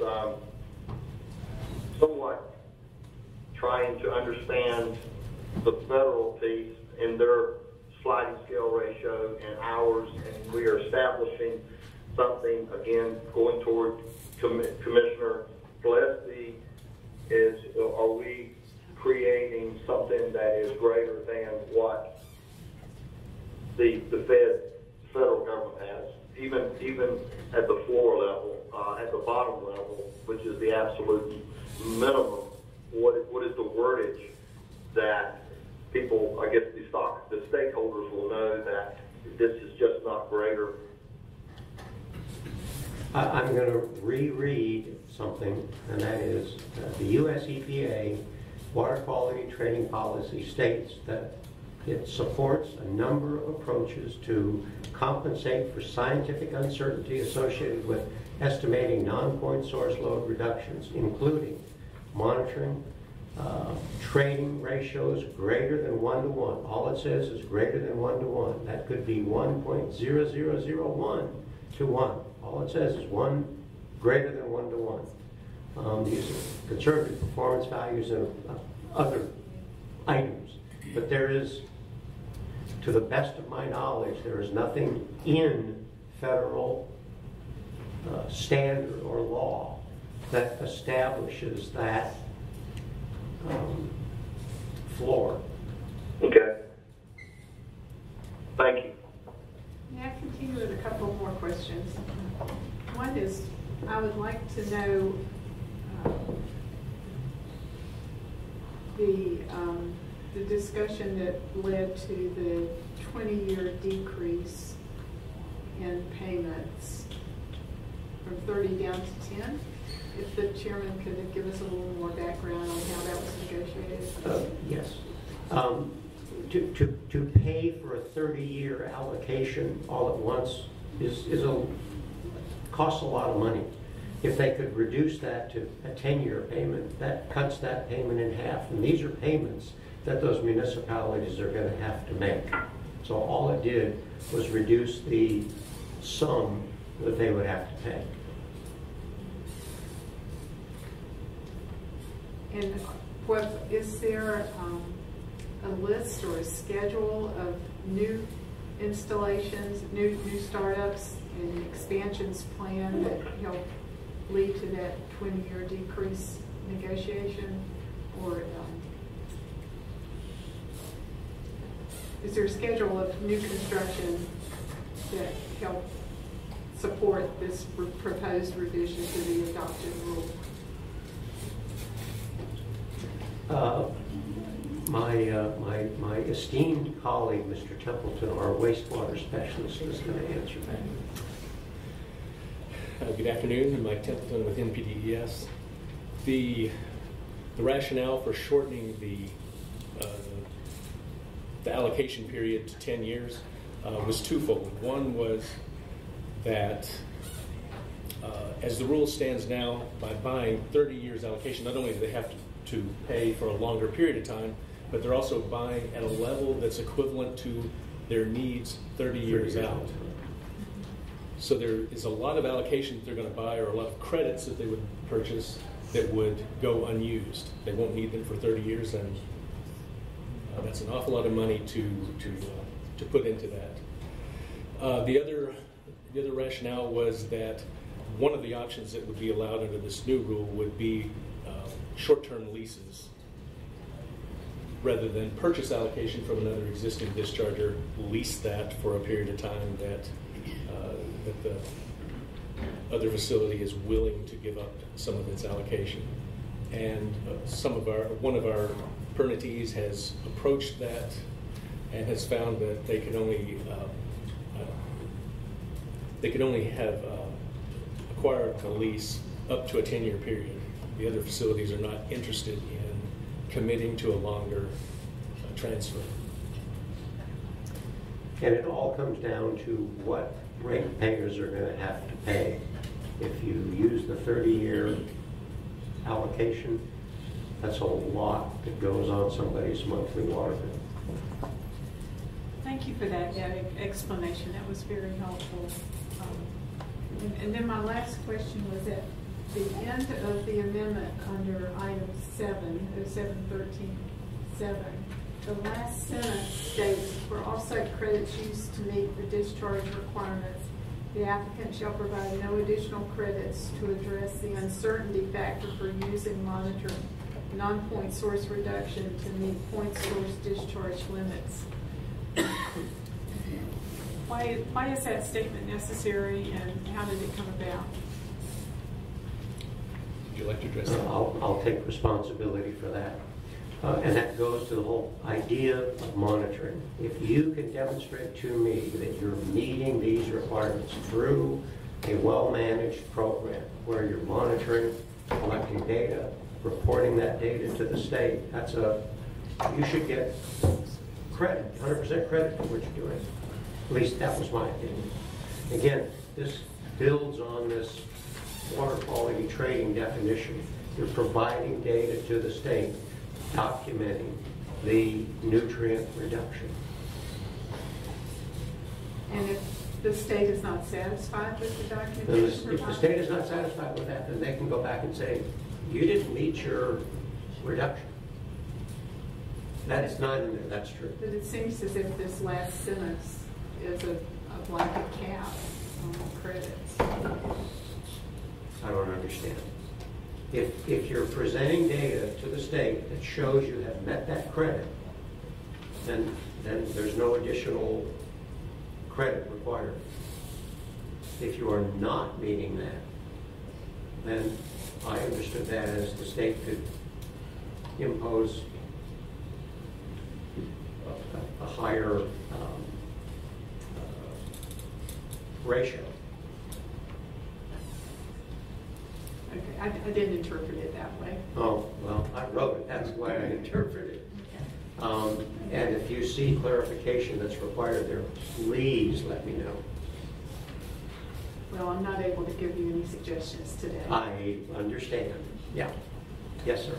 Mr. Chairman, I have a question about the relationship between the offset credits and some of the other proposed changes in 713, particularly on the language on nitrogen load. And it reminded me of the debate that occurs in trading the air program between what are called actuals versus allowables. And I'm sorry my colleague, Mr. Carter, is not here because he'd appreciate this. But my question is, in most cases, facilities are designed to operate at somewhat below their actual effluent limits.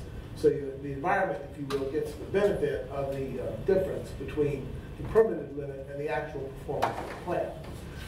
When you do trading under a trading scheme, do you take that into account? In other words, is the trade based on the allowable amount below the permit limit that you trade at, or is it based on actual performance that the facility achieved, the trading facility would achieve? In other words, let's say you have a plant that's emitting it, let's say 6 grams a liter, but it actually, the effluent is actually at 5.7 because they built in a conservative factor to make sure they don't go 6. If they trade with another, if they develop a trade and the limit is now, the effective limit at the facility is now going to be 5, do you trade for the amount between 6 and 5, or do you trade for the amount between 5.7 and 5? And the reason I ask this question is because if you aren't careful in the construction of your trading regime, the environment would actually see an increase if you had the trading entity emitting its full 1, as opposed to the 0.7 you'd otherwise get. I'm sorry that's a very poor explanation, but I think you get the idea. I do get the idea, and I honestly don't know the answer to that question. Mr. Templeton I believe it is based on a design standard and a flow, and that's what establishes your poundage. If you can show it's less than that, great, but your initial poundage is based on that design. I'm not sure that I understand your question entirely. I blame you for that. I had to make you an air analyst, but that was... There we go. The allocations and the limits that are set up for the Neuse dischargers are all mass limits, annual mass discharge limits. So when a trade occurs, transfer occurs, we do that in terms of the delivered load to the estuary. So we have transport factors we translate from end of pipe numbers down to the estuary, and then the receiving facility, for the receiving facility, we translate back up to the end of pipe there in case they're in a different zone. But the intent is, and the design is to make sure that there is no increase in the allowable load at the estuary, which is the ultimate purpose of the Tmdl. Okay, and the key word in that is allowable. So it sounds like it's an allowable to allowables trading scheme, if you will. Yes. Okay. The second question I had, well, is it just not a question, but just an observation about this discussion about federal requirements and uncertainty. It's pretty clear from looking at the EPA guidance that EPA is trying to say uncertainty is an issue and it has to be addressed. They do not specify which from among several means you might use to address it, of which variable offset ratios is one. The fact of the matter is it's going to depend on the circumstances, because in some cases you'll have better data than others. And that should not be an objection to a trading scheme in and of itself. It just simply means that you have to take that into account in calculating your trading scheme. That said, the way this is set up now, 703 and 713 are just plain in conflict. If you can't adopt them both when they have contradictory provisions about what ratios are going to be considered. You're going to have to do one or the other. And this is, I guess, given that there was a lot of this, so much of this that occurred so late in the process, and it just is what it is. And I especially appreciate your work to try to bring this to resolution, because obviously this has been kicking around for a long time. But I feel personally... Yes, I have been. You're right. But I feel personally uncomfortable being asked to vote and thinking, if I were sitting in your chair and then having to explain this to the commission, how would I do it? With much difficulty. Yeah. So that's my uneasiness. It is, as I said earlier, tempered by my desire to move things forward, because having stuff to sort of spin is no help. Yeah. And Mike, don't go away yet. Your question about purchasing a credit. Yeah. When I get to my design for my expansion, I have so many gallons a day, and I got 6 milligrams per liter nitrogen I expect in my discharge. Right. However many million gallons times whatever is how many pounds per year. Right. If I do a better job than 6 and my allocation is lower, that's great. Right. But I still have to base that credit on what those calculated rates are. That's why allowables to allowables. That helped me, because the fact that it's an allowables to allowables basis means at least you're being consistent. So that was okay. Yeah. And how am I going to explain this to? Well, I got 2 months to figure out how I'm going to explain this to the entire commission. What I was told the chairman would like is to get this to the commission. This came to us about a year ago, and we are still trying to kick this stuff around. We can make last-minute changes to better define the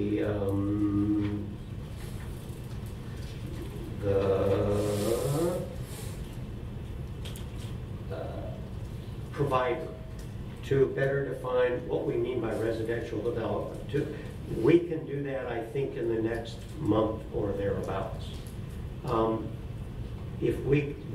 When this goes to commission for their approval with the fiscal note, it will then go back out to comments. So the public still has opportunity to comment. I think what they're trying to do is get this off top dead center and move it. And unfortunately, I'm the one that happens to be sitting in this chair. God bless you. Thank you.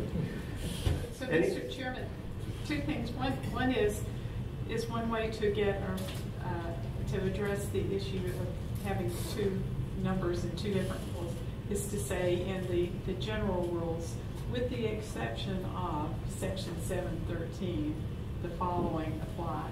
That's one way to possibly deal with it. Another situation would be where, because things are still quite complex to the majority of us here, is if the committee wanted to see any more updates at our July meeting, with the understanding that if we're satisfied, we could waive the 30-day rule and take it the next day for the EMC. Yeah. And again, my logic was if the NPDES holder was managing that system, there would be a whole lot more aggressive management than there would if it were just a stormwater credit or something like that. That was my logic. And there was general agreement. So, is there other discussion?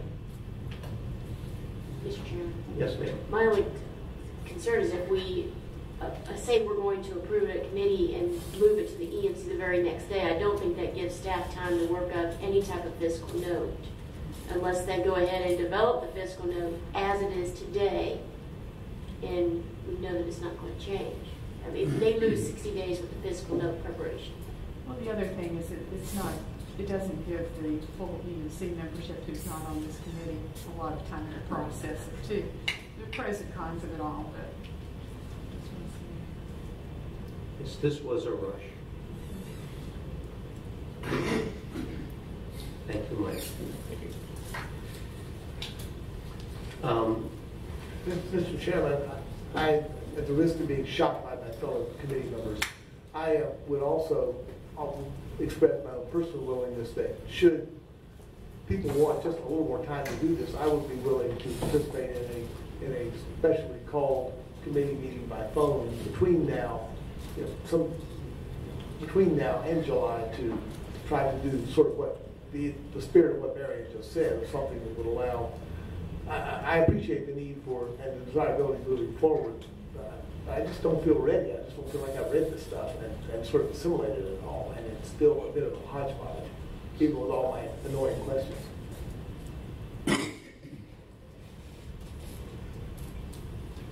Do we have a motion?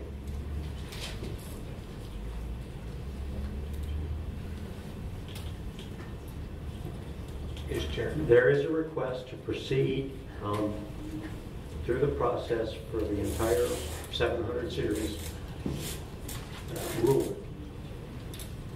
Yes, sir. So I think that, I have concerns, we could there's probably the votes here to stop this again, but it's like, okay, if we stopped it, what are we going to do then? How are we going to move forward? So I think that with the concerns that are here, they're going to continue to be here, and departments hearing it. So, maybe we do move forward. I'm comfortable with moving forward because, like I said earlier, I think that we'll have another chance at this, if I'm not mistaken, to stop it or do anything we want to. I mean, we have that so I would reluctantly be in favor of probably moving ahead and taking the next step, because I don't see how we can ever even get it out of this during committee if we don't. Is that a reluctant motion? That would be a reluctant motion. Thank you. Do we have a second? Second. Is that a reluctant second or a sound second? Okay, we have a motion and a second. Is there any discussion? Did you have anything you want to say? I guess I just had a clarification question. Was the motion for to move all Yes. of the nutrient rules to bring with the fiscal note? No. No fiscal note. No fiscal note. Well, there will be a fiscal note in July. It may be a fiscal note in development, but there will be something. Okay, so you're not expecting an OSBM approved fiscal note in July? No, I don't think that's reasonable. I would agree with that. I think that would be impossible. So there is that buffer. Yeah. So will the package that's brought to us in July be a complete package and not parsed out as the way it's been here today? Will it be? It'll be more organized. We'll have more than 2 days to develop it. And have 13 seconds? It'll all be more. Yes, ma'am. And hopefully there will be some information about the fiscal impacts of what we're doing, but I don't expect a fiscal note. Mr. Chairman, Yes, sir. is that going to affect the deadline that was this motion? Is that original deadline still part of moving forward? I think we can still meet the proposed timeline that John had in his slide. Yes. Sure, because I was thinking that we wouldn't be coming until like September, November. Right. So, Yeah. yes, But I think we can do that. we could still make Yeah. that. Yes. Thank you. Mr. Chairman, if I may, so just to make sure I understand for the purposes of the motion, that everyone's on the same page, that this is to move forward to the commission next to consider whether to approve this package and for the publishing of the notice of text that would require a fiscal note Yes, sir. before it can be published. Yes, sir. Okay. And let me make sure I understand that is how the director of the Division of Water Resources sees it also. Right, so you're absolutely right. We can't go out to public comment with the EMC's approval until we have that OSBM approved fiscal note, which And if we had a fiscal note tomorrow and we sent it to the OSBM folks, I don't know that they could have something back to us by July. I'm sorry, I was just clarifying the process more for the commissioners, that where we're at in the stage of the process now is not approving the fiscal note, but rather Correct. approving the text for the commission's consideration. Yes, sir. Such that if it also approves it along with the fiscal note prepared at the time. Yes, sir. It can then be published. Yes, sir. For the notice of text. Yes, sir. And then after receiving comment, the commission would then take the final action at some subsequent point in the process. Yes, sir. Yeah. I just want to make sure everybody was clear on that. Is everybody clear on that? So will we This be is voting not in the way July I like to go through rulemaking. I do not understand that this will, I don't know that this package will be entirely ready for the commission's consideration in July at that point. The timeline is on the slide says September or November to Right. the EMC, because it'll take that long from May to September to get the OSBM approved fiscal year. Correct. So what are we asking the EMC to do in July?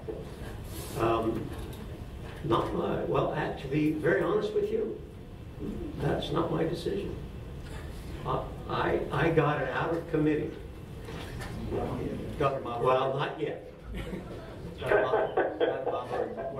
What I would say is, I don't know when it will come, whether it's July or later. I understand it would be coming later. It's just that the next step will be that it goes to the commission for the full commission for And if we do not take this vote, then even September is out, or?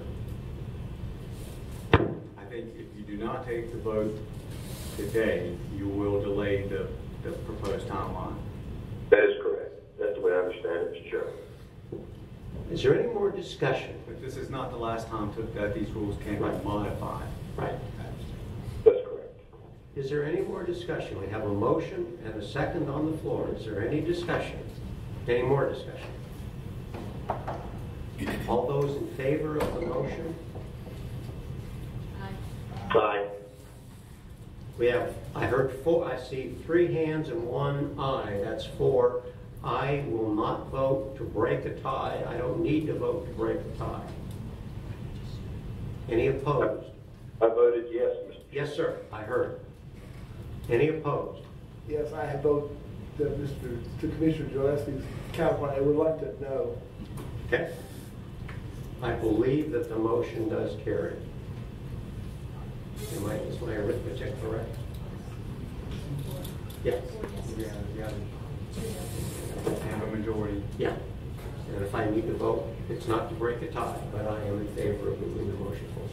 Mr. Chair, you are entitled to vote. I just did. Is there any other discussion on, I think that was our last item.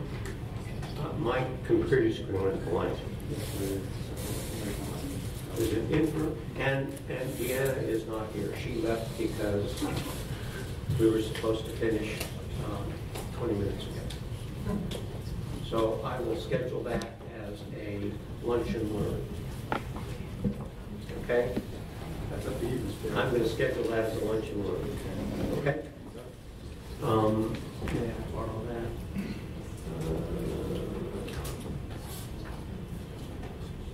What am I going to do? Connie, or that's groundwater and waste management. I believe, no, don't do that. Please don't do that to me, because I thought that was funny. I think Commissioner Pugh said, if you want to get some of his stuff out of the way. Are we done? Does anybody have anything to say? Thank you. This meeting is adjourned.